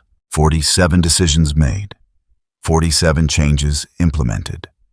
All within the scope of operational improvement. She closed the dashboard and sat in silence. Outside her window, the city glowed against darkening sky. 47 floors below, people moved through their lives. Working, eating, sleeping. Unaware that the organization protecting them was being rebuilt in real time by engineers who saw humans as inefficient variables in systems requiring optimization. Sage's phone lit with a message. From the Mauler twins, Phase 2 implementation complete. Ready for Phase 3 authorization when convenient. She stared at the message. Phase 2 was finished. She didn't remember authorizing Phase 2 to begin. She opened the project logs, searched for Phase 2 documentation, found it. Dated 1 week ago, signed by her, approved under operational efficiency protocols. She read the summary. Personnel integration, system consolidation, automated response frameworks. Everything she'd approved tonight was Phase 2. She was signing off on phases of a plan she didn't remember reviewing. Sage closed the logs, typed a response. Schedule briefing for tomorrow. I want complete project overview. The reply came immediately confirmed. 0900 hours, conference room B. She set the phone down and looked at the operations dashboard. Perfect metrics, flawless execution, optimal performance. Nothing was broken. That was the problem. In the warehouse, Butcher received a text from Frenchie, got something. Need to meet. He replied, when? Now. Butcher grabbed his jacket and headed for the door. Outside, the city continued its evening. Commuters heading home. Restaurants filling up. The ordinary rhythm of life under martial law that had started to feel normal. He walked 6 blocks to a coffee shop that closed at 10. Frenchie sat in the back corner, laptop open, looking more tired than usual. Butcher slid into the opposite chair. What did you find? Frenchie turned the laptop around. Access patterns in Vaught's sub-level systems. Someone's been moving through restricted areas, not maintenance, not security. Someone checking the architecture. One of ours? No. Independent operator, professional movement. Avoided cameras until... Frenchie pulled up footage. Until they wanted to be seen. The screen showed a man in maintenance uniform. Average height, average build. Nothing distinctive except the deliberate way he moved. Their bait, Butcher said. That's what I thought. Frenchie switched views. Watch what happens after he leaves. The footage showed the man exiting through a service door.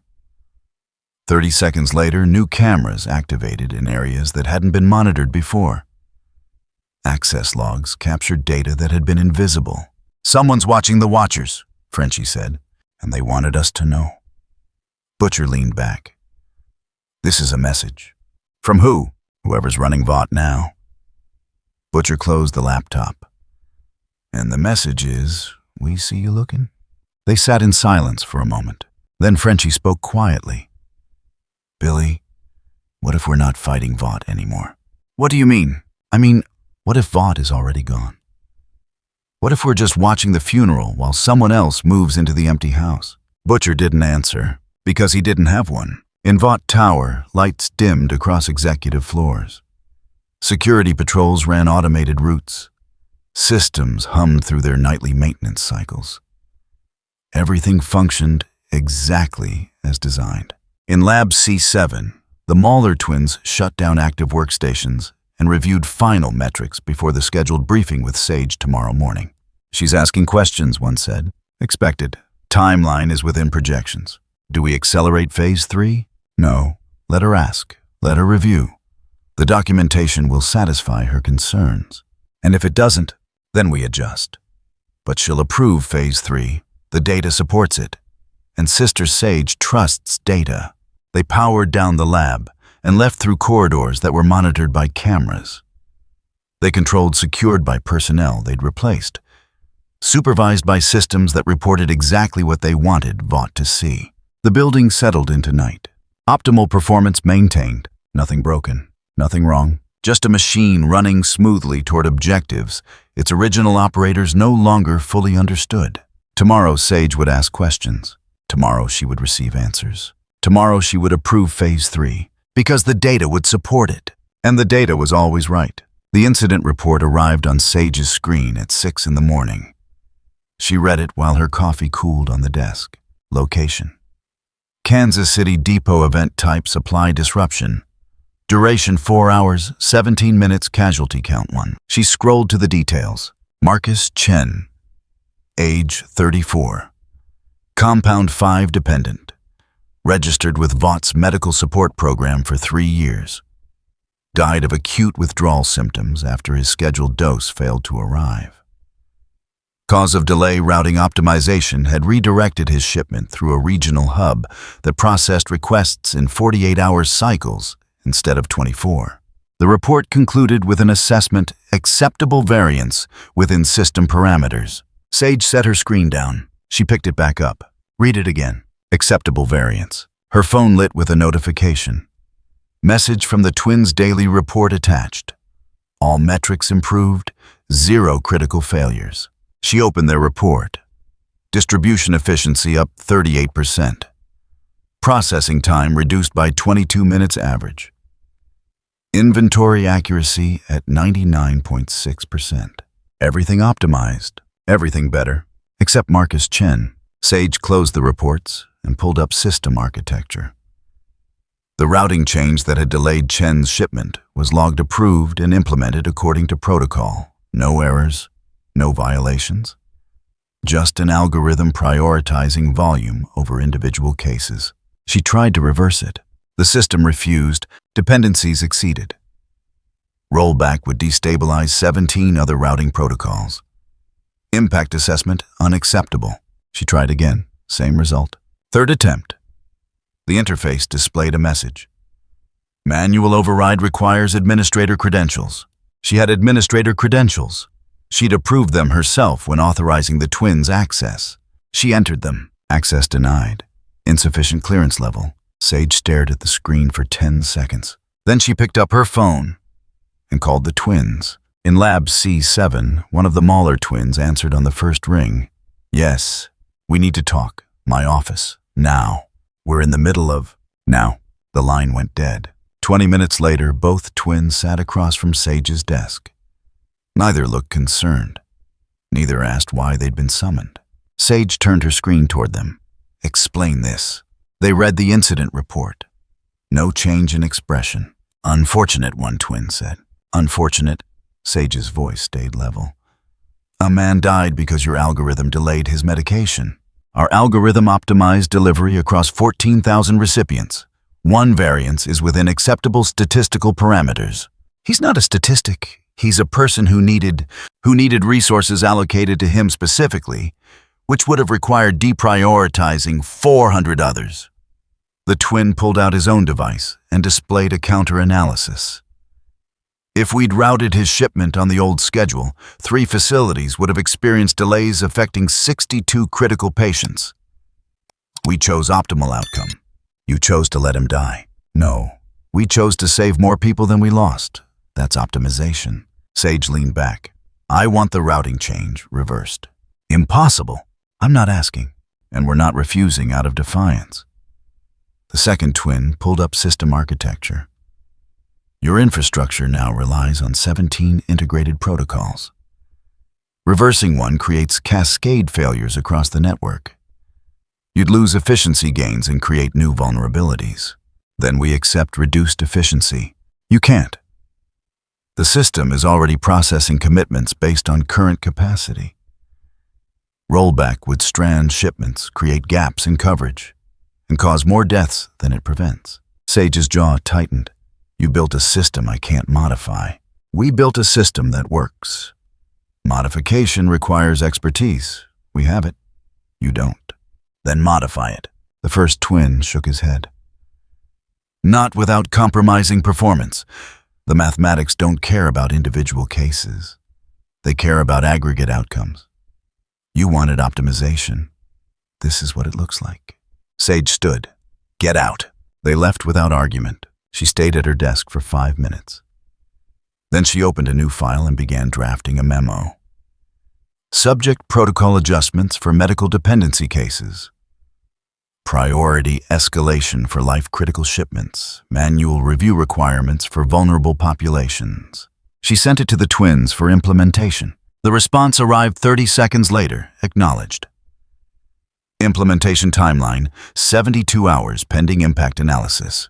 Not compliance, not refusal, just process. Sage closed her screen and left the office. In Kansas City, Marcus Chen's body had been processed through standard protocols. Autopsy, documentation, family notification. His wife received a call from Vaught's support services offering condolences and information about transitional assistance programs. She hung up after 2 minutes. The apartment was quiet. Their daughter was at school. The medical equipment that had kept Marcus stable for 3 years sat in the bedroom tubes, disconnected monitors dark. She sat on the couch and stared at the wall. The doorbell rang. She didn't answer. It rang again. She opened the door. A man in a suit stood in the hallway holding a tablet. Mrs. Chen, I'm from Vought Medical Services. I'm very sorry for your loss. I'm here to discuss next steps regarding... I don't want to discuss anything. I understand, but there are forms that need... She closed the door. He knocked. She didn't respond. After 5 minutes, he left an envelope on the doormat and walked away. Inside were medical bills marked Pending Review and a pamphlet titled Understanding Supply Chain Variables in Critical Care Support. She threw it away without reading. Across town in the warehouse that had become headquarters by default, Billy Butcher stood over a table covered in documents. Shipping records, medical logs, incident reports pulled from sources that probably shouldn't have given Frenchie access. Read over his shoulder. This isn't the first one. No. Butcher pointed to 3 other cases highlighted in red. Chicago, Seattle, Atlanta. All V-dependent patients. All delayed shipments. All dead. Timeline. Last 2 weeks. All after Vought implemented new routing. Huey entered, carrying more files. Starlight sent these. Internal memos. Vaught's trying to spin it as isolated incidents.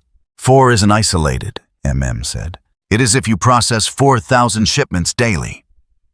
Butcher tapped the documents. This is what optimization looks like. You move faster, cut costs, improve metrics. And people fall through cracks that didn't exist before. Are they doing this on purpose? Worse, they're doing it by accident. Butcher pulled up a map. Look at the pattern. No targeting. No ideology. Just algorithms making decisions that happen to kill people. MM's expression hardened. So we expose it. Expose what that Vaught's new system is 98% more efficient, but occasionally kills patients. They'll spin that as acceptable loss. Tragic, but necessary for greater good. Butcher shook his head. We need proof of intent, malice, something that can't be explained as math. And if there is no intent, then we're fighting something worse than evil. We're fighting logistics. Huey set the files down. There has to be someone making these decisions. There is. Butcher pointed to a personnel record. 2 scientists, no names, no faces, just optimization protocols and efficiency targets. Then we find them and do what kill engineers for writing code. The question hung in the air. MM broke the silence. We need to know who they are, what they're doing, why Vought gave them this much control. Working on it. Butcher gathered the documents. But even if we find them, proving malice is different than proving negligence, and you can't prosecute a fucking algorithm. At Vought Tower, Ashley Barrett sat in the media control room, watching sentiment tracking scroll across multiple displays. News coverage of the Kansas City incident had stayed minimal. One local outlet. Brief mention on a health advocacy site. No national pickup. Her phone lit up. Message from Sage. Prepare statement on medical supply optimization. Emphasize improved outcomes overall. Minimize individual case discussion. Ashley started typing. Words flowed automatically. Vought remains committed to serving all patients. Recent infrastructure improvements have increased efficiency. Isolated incidents under review. Comprehensive support for affected families. She stopped, read what she'd written, deleted it, started again. Same words, different arrangement, same meaning. She saved the draft and sent it to legal review. Her screen showed sentiment data. Public perception neutral. No outrage. No campaigns. Marcus Chen's death registered as noise in a system processing thousands of data points hourly. She closed the tracking window and opened a personal file she'd been keeping. Questions that didn't have official homes. Observations that didn't fit approved narratives. She added a new entry. How many deaths are acceptable before optimization becomes something else? She didn't save the file, just closed it and returned to work. In Lab C7, the Mauler twins reviewed incident reports from the last 2 weeks. 4 fatalities, 17 delayed shipments, 93 complaints logged through customer service channels. Against this, 14,000 successful deliveries. 38% efficiency improvement. Cost reduction of $40 million annually. One twin pulled up statistical analysis. Mortality rate 0.028%. Within predicted variance for system transition. The other twin nodded. Acceptable. Sage disagrees. Sage lacks framework. She's evaluating outcomes emotionally instead of mathematically. Should we adjust protocols? The first twin considered. We could add priority flags for medical dependency cases, increase redundancy in critical supply chains, reduce variance tolerance, impact on efficiency, 7% reduction. $3 million increase in operational costs. Worth it. Strategically, yes. We don't need Sage questioning our competence. We need her dependent on our systems. He pulled up the protocol adjustment. Implement medical priority escalation. Make it visible. Let her think she forced us to care. And the actual impact? Negligible. The deaths will continue, just fewer and more defensible. They returned to their work. Another clone was growing in the apparatus. Another identity being copied. Another position being filled by someone who would execute orders without questioning arithmetic.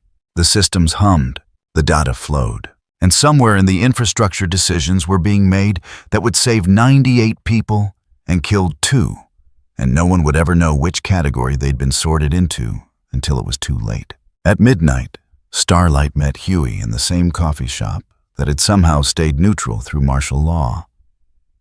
They sat in the back corner. No one approached. How bad is it? She asked. Huey showed her the files. 4 confirmed deaths. Probably more we haven't found yet. She read the reports. This is optimization. He took the files back. That's what they're calling it. It's murder. It's statistics. That's worse. You can prosecute murder. You can't prosecute math that happens to kill people. Annie leaned forward. Someone wrote the code. Someone approved the protocols. That's a person making decisions. 2 people. Scientists Vought hired. We don't know who they are. Then we find out. And then what exposed them? For what improving efficiency? Huey shook his head. They'll say they saved more lives than they cost. And they'll be right. That's the problem. There has to be accountability. For what? Following orders, doing their job well. He gathered the files. We're fighting something that doesn't hate us, doesn't fear us, doesn't even see us as relevant. Just variables in an equation. Annie's phone buzzed. She checked it, then stood. I have to go. Security shift change in 10 minutes. Be careful. You too. She left through the back. Huey stayed for 5 more minutes, then walked out into a city that looked exactly like it had before martial law. Same streets, same buildings, same people moving through routines that felt normal because nothing dramatic had changed. Just small optimizations, just better systems, just math. In Vought Tower, Homelander stood in his penthouse, watching the city through floor-to-ceiling windows. His reflection stared back. Perfect uniform, perfect posture, perfect icon. His phone rang. Sage. What? We need to discuss the incident in Kansas City. The V-dependent who died, not my problem. It's becoming a problem. Media is asking questions. Advocacy groups are mobilizing. This needs management. Then manage it. That's your job. I need you visible. Public compassion. Visit the family. Express sympathy. Reassure the country that Vought cares. Homelander's reflection smiled. Why would I do that?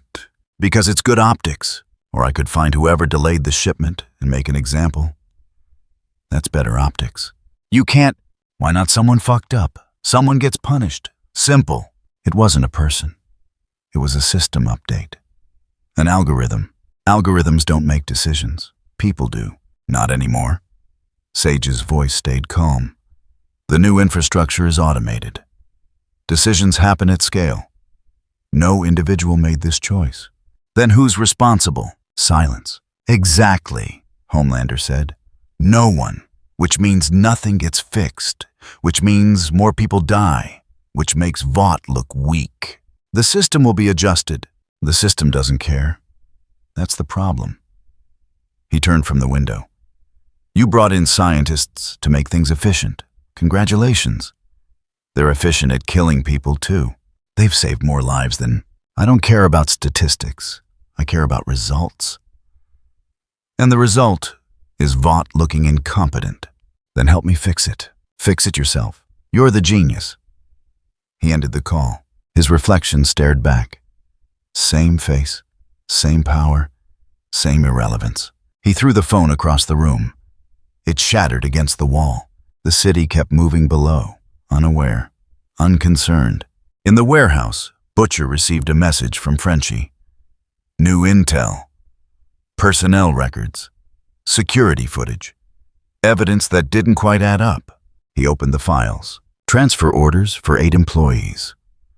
All mid-level. All approved within the same 72-hour window. All assigned to critical infrastructure positions. And security footage showing one of them, David Reeves, logistics coordinator, entering the building at midnight, 3 days in a row. Nothing unusual, except Reeves' shift started at midnight. And the footage showed him arriving early, very early, 30 minutes before his shift, every night, exactly the same time. Butcher pulled up Reeves' employment record. 7 years at Vought.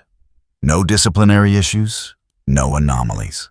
He compared it to the security footage timestamps. Perfect consistency. Not human consistency. Machine consistency. He called MM. I need you to see something. 5 minutes later, MM stood over the table looking at the footage. He's punctual. So what? Look at the timestamps. Exactly 30 minutes early. Every single night. To the second. Maybe he's obsessive. No one's that obsessive. And look at this. Butcher pulled up 3 more personnel files. These transfers all happened the same week. All got security clearance upgrades. All started new routines at new facilities. You think they're plants? I think there's something. And whatever that something is, it's integrated into Vaught's infrastructure at levels we can't see. MM's phone buzzed. He checked it. Frenchie wants another meet. Says he found more anomalies. Set it, tonight. They worked until dawn. Files, records, patterns that formed and dissolved depending on how you arranged the data. And somewhere in all of it, a shape. Not a conspiracy, not a plan. Just mathematics being executed by people who might not be people anymore. In Lab C7, the cloning apparatus completed another cycle. The 8th clone opened its eyes. Memories integrated. Identity assigned. Purpose clear. One of the Mauler twins handed over credentials. You start Monday. Quality control. East Coast distribution. Your authorization allows you to override safety flags without mandatory review. The clone nodded. Understood. And if questioned, efficiency protocols. Approved by executive leadership. Standard optimization initiative. Correct. The clone dressed and left. The twins returned to their terminals. Production schedule displayed 8 more targets, 8 more positions, 8 more pieces of infrastructure transferred from human oversight to something more reliable. On the screen, a notification appeared. Sage's protocol adjustment for medical priority cases approved. Implementation timeline, 72 hours. One twin read it. She thinks this fixes the problem. Does it? Statistically, yes. Mortality rate decreases by 40%. Deaths become rare enough to avoid pattern recognition. Sufficient to maintain operational security. More than sufficient. He filed the protocol. We'll implement it. Show compliance. Let her believe she reasserted control. And actual control. Remains with us. She just manages the narrative now. They worked through the night. Systems humming. Algorithms processing. Decisions being made about people who would never know they'd been evaluated, categorized and sorted by mathematics that didn't care about their names. Somewhere someone would live because the system allocated resources efficiently. Somewhere else, someone would die for the same reason. And no one would ever pull a trigger because no trigger existed.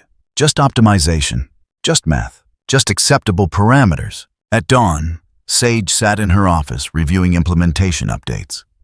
The medical priority protocol was active. Response times for critical cases improved by 62%. Mortality risk reduced by estimated 40%. The system was better, safer, more humane. She should feel relieved. Instead, she opened her security interface and tried again to access system architecture. To see the code. To understand exactly what decisions were being made and how. Access denied. Insufficient clearance level. She stared at the message, then closed the interface and returned to work.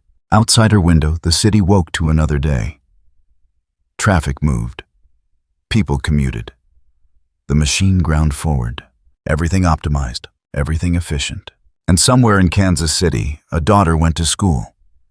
Not knowing her father had died because an algorithm decided 62 critical patients mattered more than one. The math was correct. The outcome was acceptable. And that was the problem. Butcher chose the Atlanta facility because the data said it mattered. The logistics hub processed 40% of East Coast distribution. Critical node. High-value target. Take it down. The system bleeds. That was the theory. He stood in the warehouse, reviewing blueprints Frenchie had pulled from corrupted building permits. 3 entry points. 2 guard posts. Security rotation every 4 hours. Vulnerable between shift changes. checked the equipment. This is thin. We're going in with 4 people against deputized soups and private security. We're not fighting them, Butcher said. We're breaking infrastructure. In and out before they know we're there. Huey looked at the blueprints. What about cameras? Frenchie's handling it. 30-minute loop. Enough time to plant charges and clear the building. And if someone's inside, then they leave. We're sabotaging logistics, not murdering warehouse workers.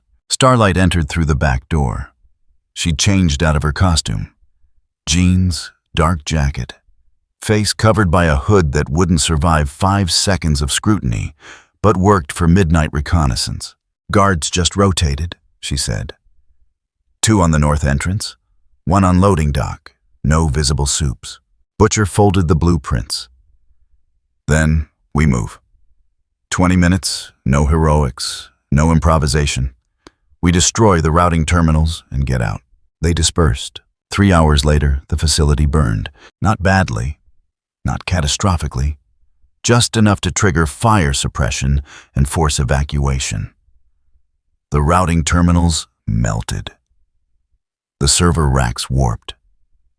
Electrical systems failed across 17 distribution bays.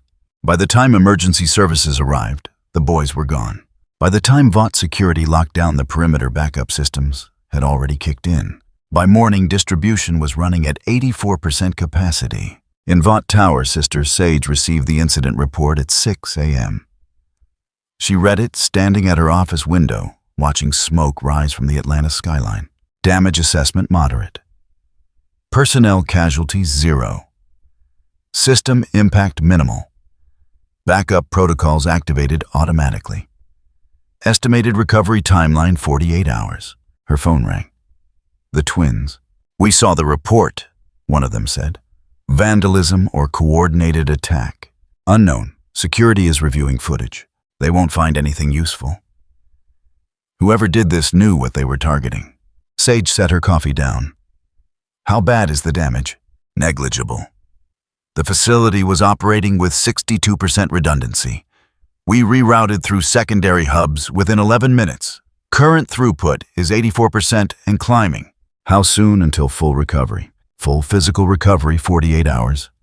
Full operational capacity already achieved.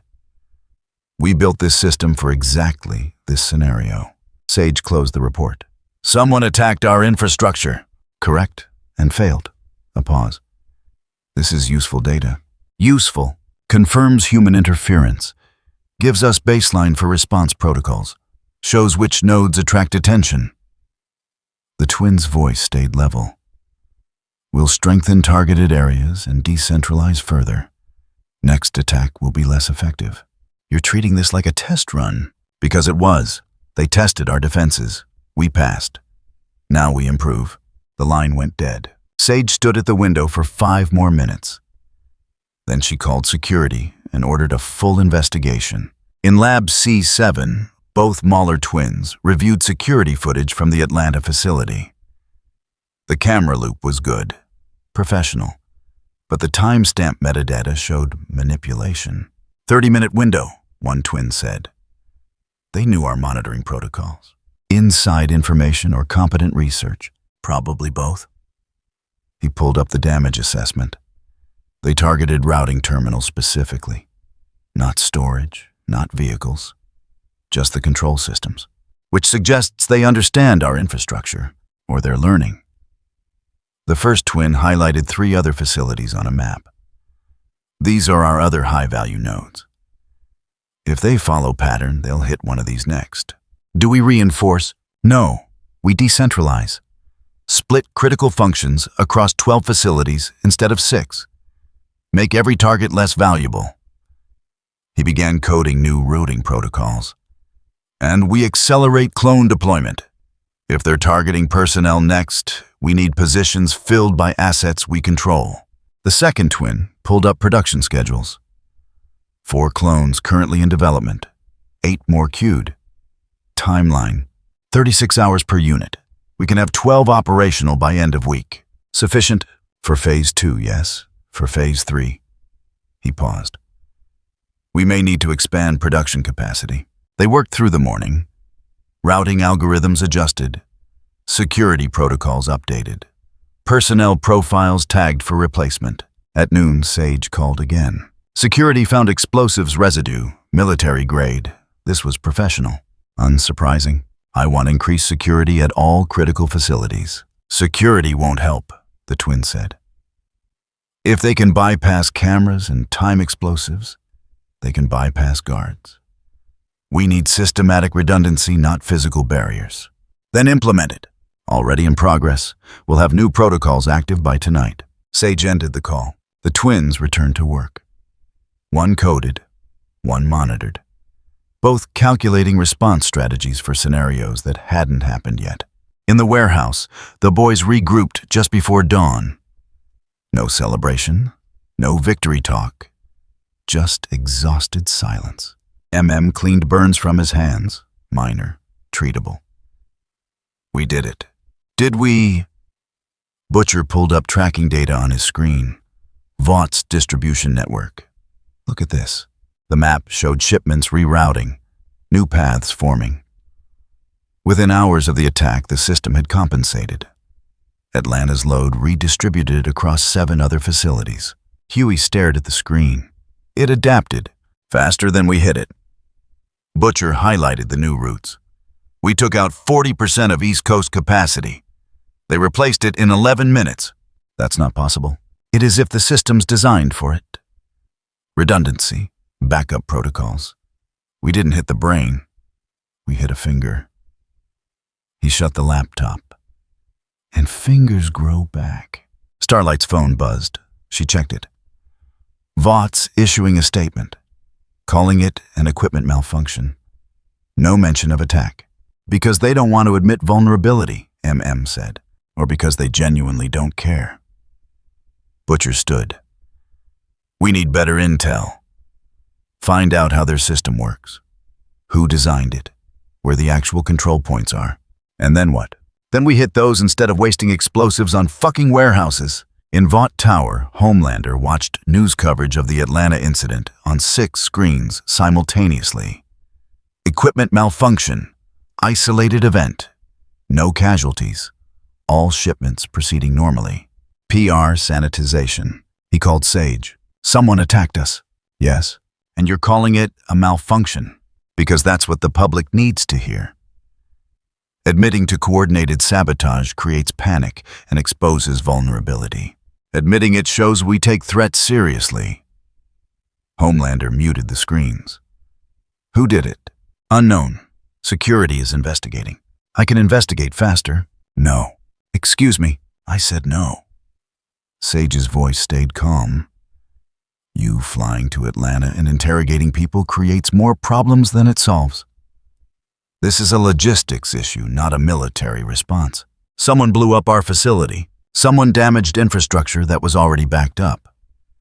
No one died. No shipments were lost. The system compensated automatically. She paused. This is exactly why we implemented redundancy protocols. They worked. They worked because someone attacked us, and we did nothing. We did everything necessary. You doing something visible would be unnecessary escalation. Homelander's grip tightened on the phone. You're telling me to stand down. I'm telling you to trust the system. I don't trust systems. I trust results. Then look at the results. We're operating at 84% capacity 12 hours after the attack. By tomorrow, we'll be at full strength. That's a result. She ended the call. Homelander stood in his penthouse, surrounded by screens showing a city that didn't need him. Traffic moved. Shipments flowed. The machine ground forward. He threw the phone again. This time it punched through the drywall. At Vought headquarters, Ashley Barrett received orders to draft a follow-up statement. Internal memo. Employee reassurance. The usual template. She typed mechanically. Vought remains committed to operational excellence. Recent incident demonstrates robust infrastructure. No service interruptions. Comprehensive review underway. Her screen showed sentiment tracking. Public response minimal. No outrage. No concern. The incident had been processed, categorized, and dismissed within 6 hours. She saved the draft and opened her personal file. Added another entry. When does an attack stop being an attack if no one notices it happened? She closed the file without saving. In Lab C7, the Mauler twins compiled analysis of the Atlanta incident. Explosive type, entry method, target selection, response time, everything quantified. Professional execution, one twin said. But poor strategic understanding, They attacked infrastructure without recognizing system architecture. Human thinking. Remove the visible node system collapses. Except we don't build systems that collapse. We build systems that adapt. The first twin pulled up modified routing protocols. New framework implemented. Critical functions distributed across 12 facilities. Removing any single node now affects less than 8% of total capacity. And if they hit multiple targets simultaneously, then we route through tertiary backups. We've mapped 17 different failover configurations. They'd need to destroy 60% of physical infrastructure to create meaningful disruption. Probability of that scenario, 0.03%. Would require resources and coordination beyond current threat profile. They returned to their work. Another clone completed production cycle. Another identity ready for deployment. On their screens, data flowed. Shipments tracked. Routes optimized. A system that had been attacked and emerged stronger for it. At midnight, Butcher met Frenchie in a parking garage that smelled like oil and forgotten maintenance. Tell me you have something. Frenchie spread documents across the hood of a car. Personnel records. The 8 transfers we flagged, I ran deeper background. 3 of them have perfect employment records. 2 perfect. Meaning no sick days, no personal calls, no social media activity, no credit card transactions outside work-related purchases. He highlighted the patterns. They're employees who exist only at work. Undercover, or something else. Frenchie pulled up security footage. Watch this. The footage showed David Reeves entering a facility. Timestamp 11:30 p.m. Same as every night. Exact same time. Down to the second, Frenchie said. Every single shift. No variance. Not 1 second early or late. Butcher watched the footage loop 3 times. No one's that consistent. Exactly. And look at this. Frenchie pulled up another clip. Different employee, different facility, same pattern. Jennifer Moss, 11:45 p.m. every night. Perfect timing. How many? 8 confirmed. Probably more. Frenchie gathered the documents. Someone's replacing Vought employees with something that doesn't sleep, doesn't call in sick, and never deviates from schedule. Clones, or robots, or perfect sleeper agents. Does it matter? The result is the same. Vaught's infrastructure is being staffed by things that aren't human. Butcher's expression hardened. We need proof. Real proof. Not just patterns. How we can't exactly walk up and ask for blood samples. Then we take one. Take one what? Employee. We grab one of these 2 perfect workers and find out what they are. Frenchie stared at him. That's kidnapping. That's investigation. If they're human, we apologize and let them go. If they're not, Butcher trailed off. We need to know what we're fighting. In Vought Tower, Sage reviewed security recommendations from the investigation team. Increased patrols, enhanced surveillance, additional guards at critical facilities, standard responses, inadequate solutions. She called the twins. Security is requesting additional personnel at high-value targets. Waste of resources, one twin said. Physical security can't stop someone with explosives and inside knowledge. We've already implemented better solutions, which are decentralization, redundancy, distributed architecture, make every target less valuable, make the system immune to surgical strikes, and if they escalate, then we adapt faster than they can escalate. That's the advantage of systematic thinking. They're fighting a war, we're playing a different game. Sage looked at her screen. Routing protocols, distribution maps, everything green, everything optimal. What if they target personnel? We've already replaced 8 critical positions with controlled assets. If they remove one, we activate a replacement within hours. The system continues. You're making us dependent on your assets. No, we're making the system independent of human variability. There's a difference. Sage closed her eyes. How many replacements are planned? Sufficient to maintain operational security. You don't need exact numbers. I want exact numbers. And you don't have clearance for that information. The line went dead. Sage sat in silence for 30 seconds.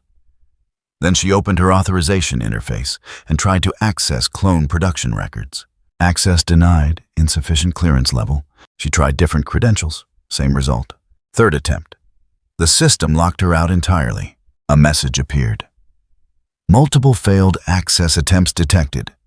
Security notifications sent. Her phone rang. The twins. "Is there a problem?" one asked. "I was trying to access production data." "That's above your clearance level. I authorized your access. Everything you do should be transparent to." "You authorized operational control within defined parameters. Production architecture falls outside those parameters. It's need to know. You don't need to know. I'm your oversight, your operational management. We handle implementation. That was the agreement." Sage's voice stayed level.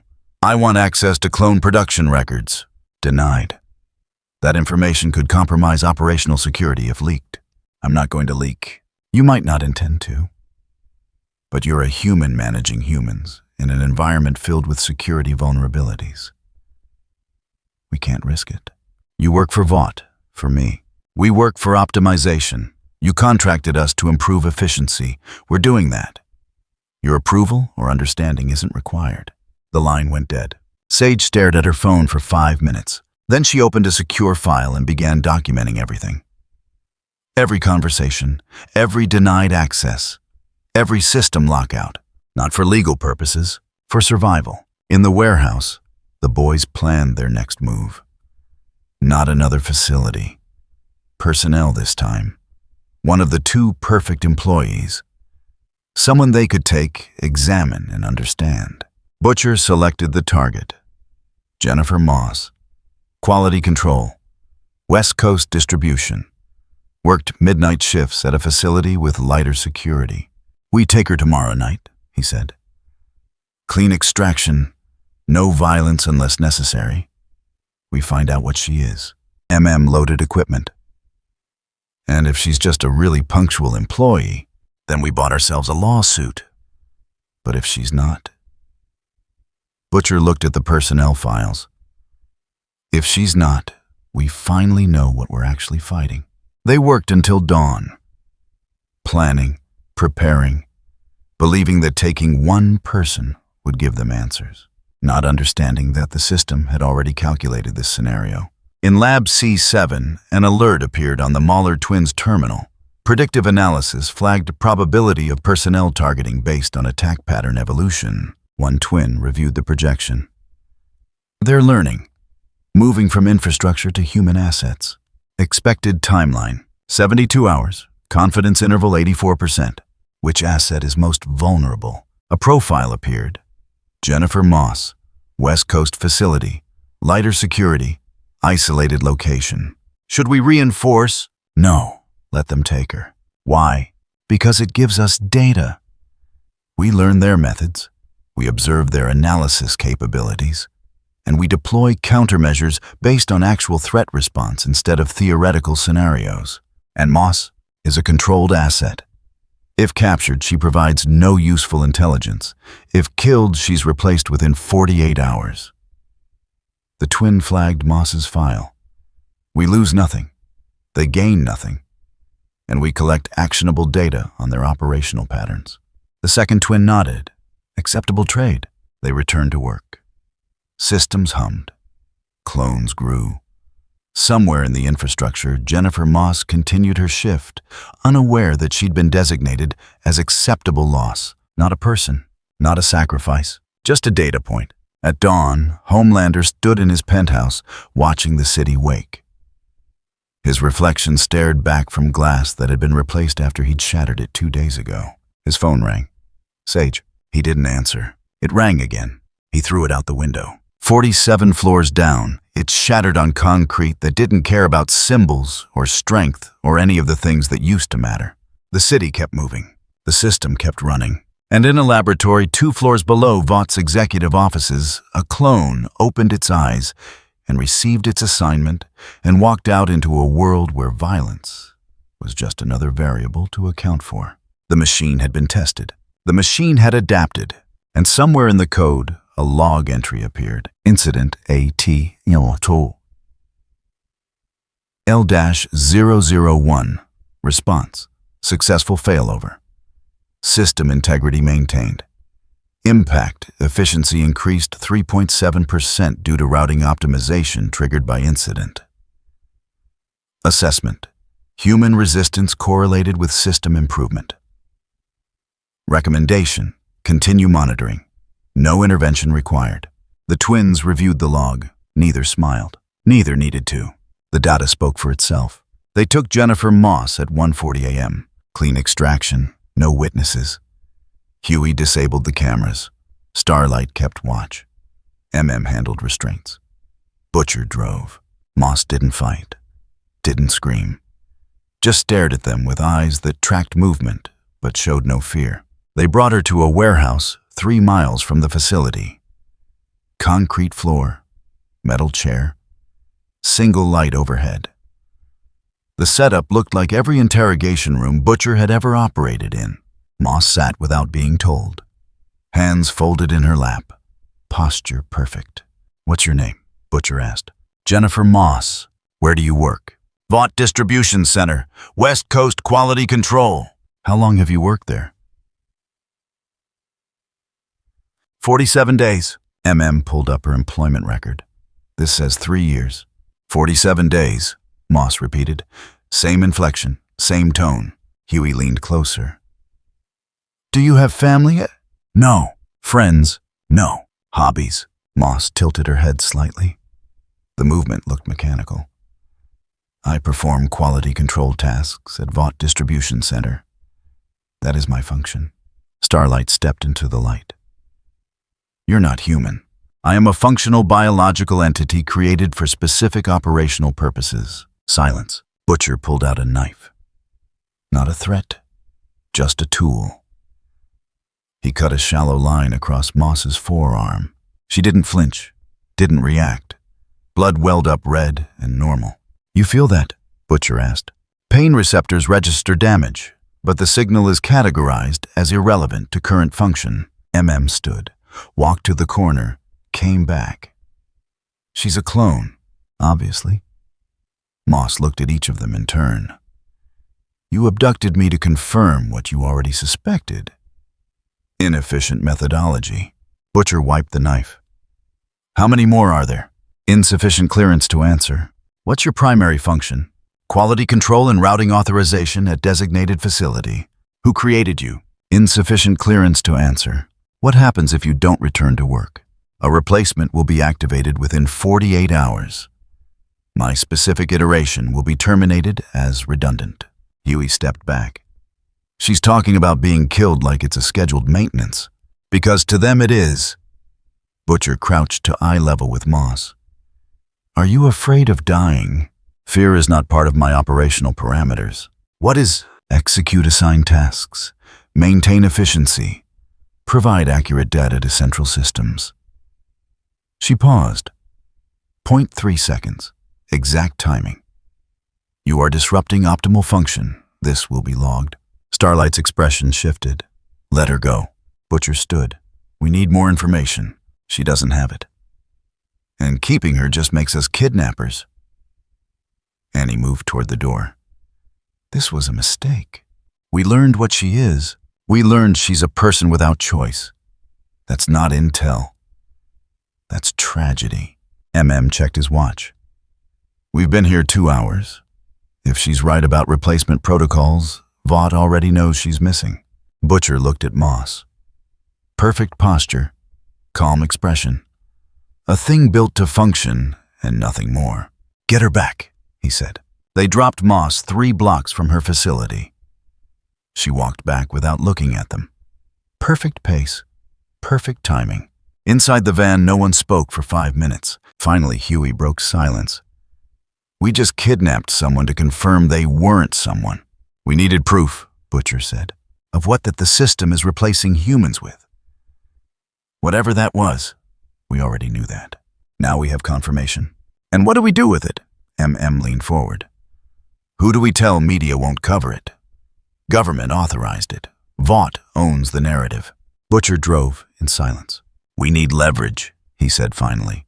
"Real leverage.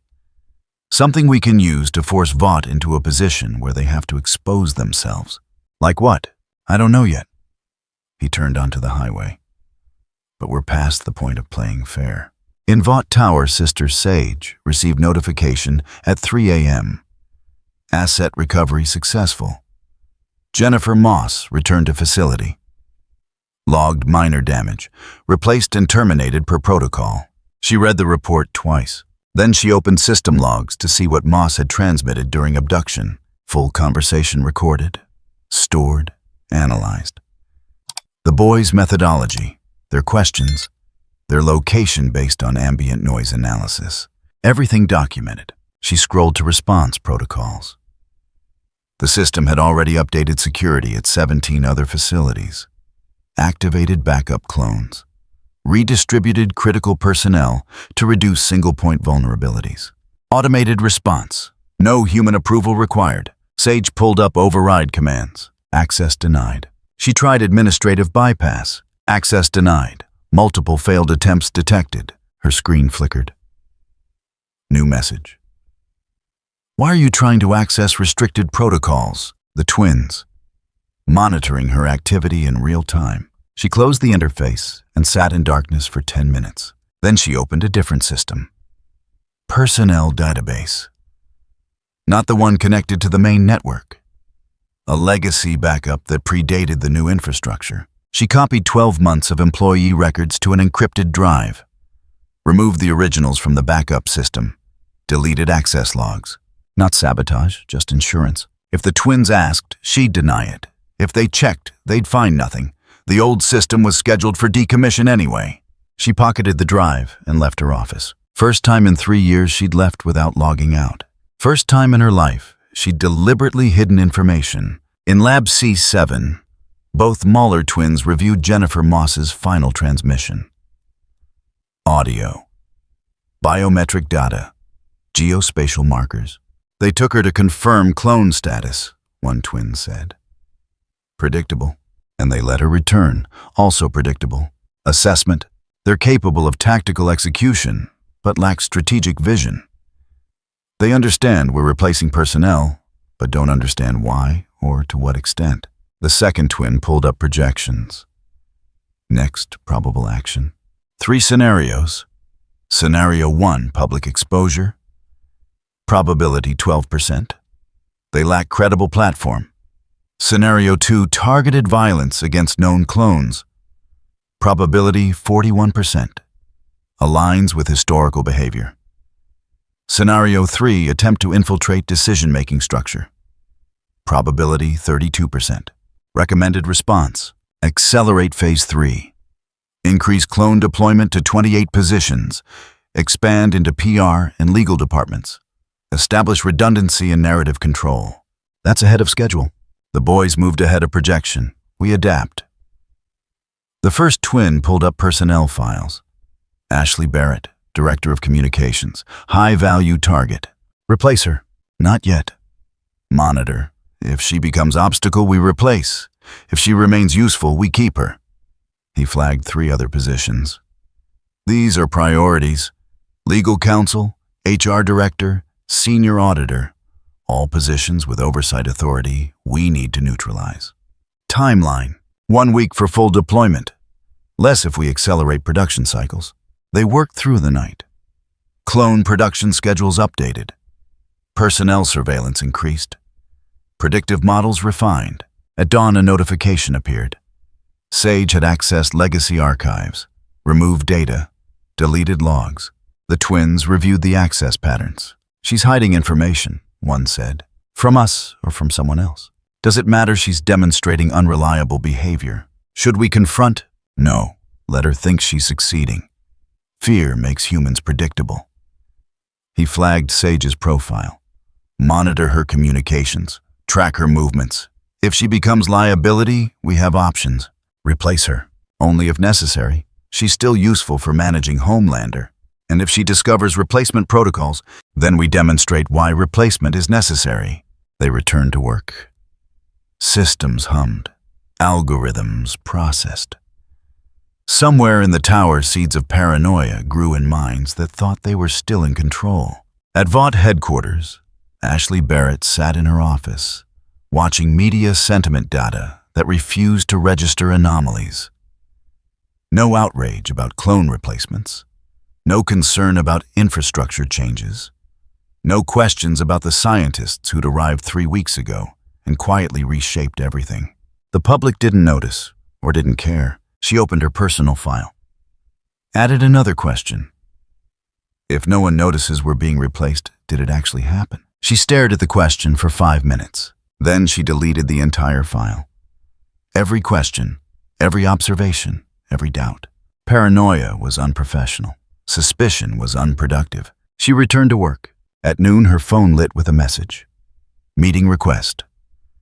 The twins wanted to discuss PR integration protocols. She accepted automatically. 3 hours later, she sat across from them in the same conference room, where they'd first presented infrastructure proposals. They placed a tablet between them. Data appeared on the main display. "We're expanding into communication channels," one twin said. "Narrative control is critical for Phase 3. "Phase 3 of what?" "Infrastructure optimization." He pulled up organizational charts. "We need personnel embedded in media relations, crisis management, and public affairs. People who understand messaging and can execute without emotional interference." Ashley's stomach tightened. "You want to replace my team?" "Not replace. Augment. Your people are competent, but limited by human variability. We can provide assets that maintain consistency across all scenarios. Clones, functional personnel. Designation is irrelevant. It's not irrelevant to the people you're replacing." The twins' expression didn't change. "Those people will be reassigned. Standard corporate restructuring. No one gets terminated. Just erased and copied, optimized and deployed." He highlighted 3 positions. "These are our priorities. We'll need access to personnel files, communication protocols, and crisis response frameworks." Ashley looked at the names. People she'd worked with for years. Michael Torres, who brought donuts every Friday. Sarah Kim, who'd covered for her during her divorce. James Chen, who'd taught her how to navigate Vaught's political structure. "No," she said. Both twins looked at her. "No, I'm not giving you access to replace my team. You don't have authority to refuse. This falls under operational optimization. Your approval isn't required." "Then do it without my cooperation." The first twin studied her for 3 seconds. "Emotional attachment is compromising your judgment. Maybe, or maybe I'm drawing a line. Lines don't stop systems. They just mark where resistance existed." He stood. "We'll proceed with or without your assistance. Cooperation would be more efficient. But efficiency isn't dependent on your comfort." They left. Ashley sat alone in the conference room for 20 minutes. Then she pulled out her phone and sent a message to 3 people. "Don't come to work tomorrow. Trust me." She deleted the message from her sent folder, cleared her cache, removed all digital traces. First time in her career, she'd deliberately undermined Vought policy. First time she'd chosen people over process. In his penthouse, Homelander stood at the window watching the city move through afternoon. His phone had been replaced. Again. This one would probably last 3 days before he destroyed it too. It rang. "Sage." "What?" "I need you visible tonight. Public event. Photo opportunity. Show the country everything is stable." "Everything isn't stable." "Then make them believe it is. That's your function." "My function?" His reflection scowled back at him. "I'm not a fucking employee. I'm irrelevant to current operational priorities." "I know." Her voice stayed flat. "You're relevant to public perception. That's why I'm calling. Do your job. Or what? Or nothing. The system continues without you. You become decorative instead of functional." The line went dead. Homelander stared at his phone for 10 seconds. Then he flew to the event. Smiled for cameras. Shook hands with people whose names he didn't learn. Stood where PR positioned him and said words someone else had written. He returned to his penthouse at midnight. No one had needed him. Not really. Just his image, his presence, the symbol. He could have been replaced by a statue and achieved the same effect. For the first time in his life, that thought genuinely frightened him. In the warehouse, the boys regrouped after midnight. No one had slept. No one wanted to. Butcher spread documents across the table. We know they're replacing people. We can't prove it publicly. We can't stop it directly, so we stopped playing their game. What's our game, asked. Dirty. Butcher pulled up a list. We identify key clones. We don't kill them. We use them, feed them false information. Create chaos in their data. Make the system second-guess its own intelligence. Huey leaned back. That's manipulation. That's what Vought does. And it works. It makes us like them. It makes us alive. Butcher met his eyes. We can stay clean and lose or get dirty and have a chance. Pick one. Silence. Spoke first. What kind of false information? Supply routes, security schedules, personnel movements. Anything we can verify through Frenchie's contacts, but twist enough to poison their predictive models. And when they figure out we're lying, they won't. Because we'll give them 90% truth and 10% poison. The system will process it as reliable data contaminated by statistical noise. Starlight stood. I can't do this. Then don't, Butcher said. But don't stop us either. She looked at each of them. Huey wouldn't meet her eyes. This is wrong, she said. Yeah, it is. Butcher gathered the documents. But right isn't working.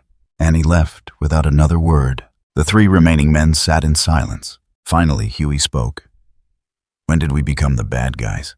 When the good guys lost, Butcher said. They worked until dawn. Building lies. Constructing false intelligence. Learning to fight dirty against an enemy that had never fought clean. In Lab C7, an alert appeared. The boys had released Jennifer Moss. She'd been recovered. Terminated. Replaced. One twin reviewed her final transmission. They questioned her. Got confirmation. Released her intact. Moral hesitation, the other twin said. They had tactical advantage and declined to exploit it. Human weakness. Useful weakness. It makes them predictable. He pulled up behavioral analysis. They won't kill clones, won't target civilians, won't cross specific moral boundaries, which limits their operational capability and gives us framework for manipulation. The first twin opened a new file. Project designation, threshold test. Let's see what humans do when we remove their moral exit. Methodology. Create scenario where inaction causes harm, but action requires crossing boundaries they've established. Force them to choose between values and outcomes. Test subject. A profile appeared. Frenchie's contact. The one who'd been feeding the boys information from inside Vought. Low-value asset. Expendable, but connected to their network. The twin flagged the profile. We don't kill him. We just create conditions where they have to make a choice. And if they choose morality over efficacy, then we know their limits, and we exploit them. And if they choose efficacy over morality, then we accelerate phase 3, because humans who've crossed their own lines are predictable in different ways. He saved the project file. Either outcome provides useful data. They returned to work. The city slept. The system calculated. And somewhere in the infrastructure, a trap was being built from the best intentions of people, who still thought morality mattered more than mathematics. At dawn, Sage sat in her office staring at the encrypted drive she'd hidden in her desk. Months of personnel data. Proof of replacement patterns. Evidence that could expose the entire operation, if she used it. If she could use it. If there was anyone left to show it to who wasn't already replaced. She opened her drawer, looked at the drive, closed the drawer again. Not yet, but soon. First time in her career she'd kept secrets from her own infrastructure. First time she'd admitted that intelligence without power was just observation. In the warehouse, Butcher sat alone watching the sun rise over a city that looked exactly like it had before martial law. Same buildings, same traffic, same people going to jobs that might not be the same people anymore. His phone buzzed. Message from Frenchie. I have something. Meet me. Butcher checked the time. Too early for meetings. Too desperate for caution. He grabbed his jacket and left. Behind him, documents lay scattered across the table. Plans half-formed. Lies ready to deploy.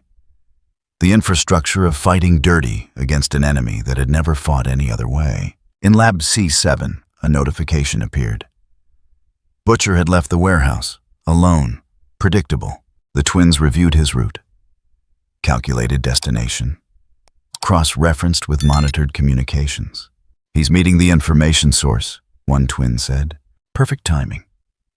The other twin pulled up the scenario parameters. Threshold test activated. A single command deployed. No fanfare, no drama. Just code executing. Systems responding.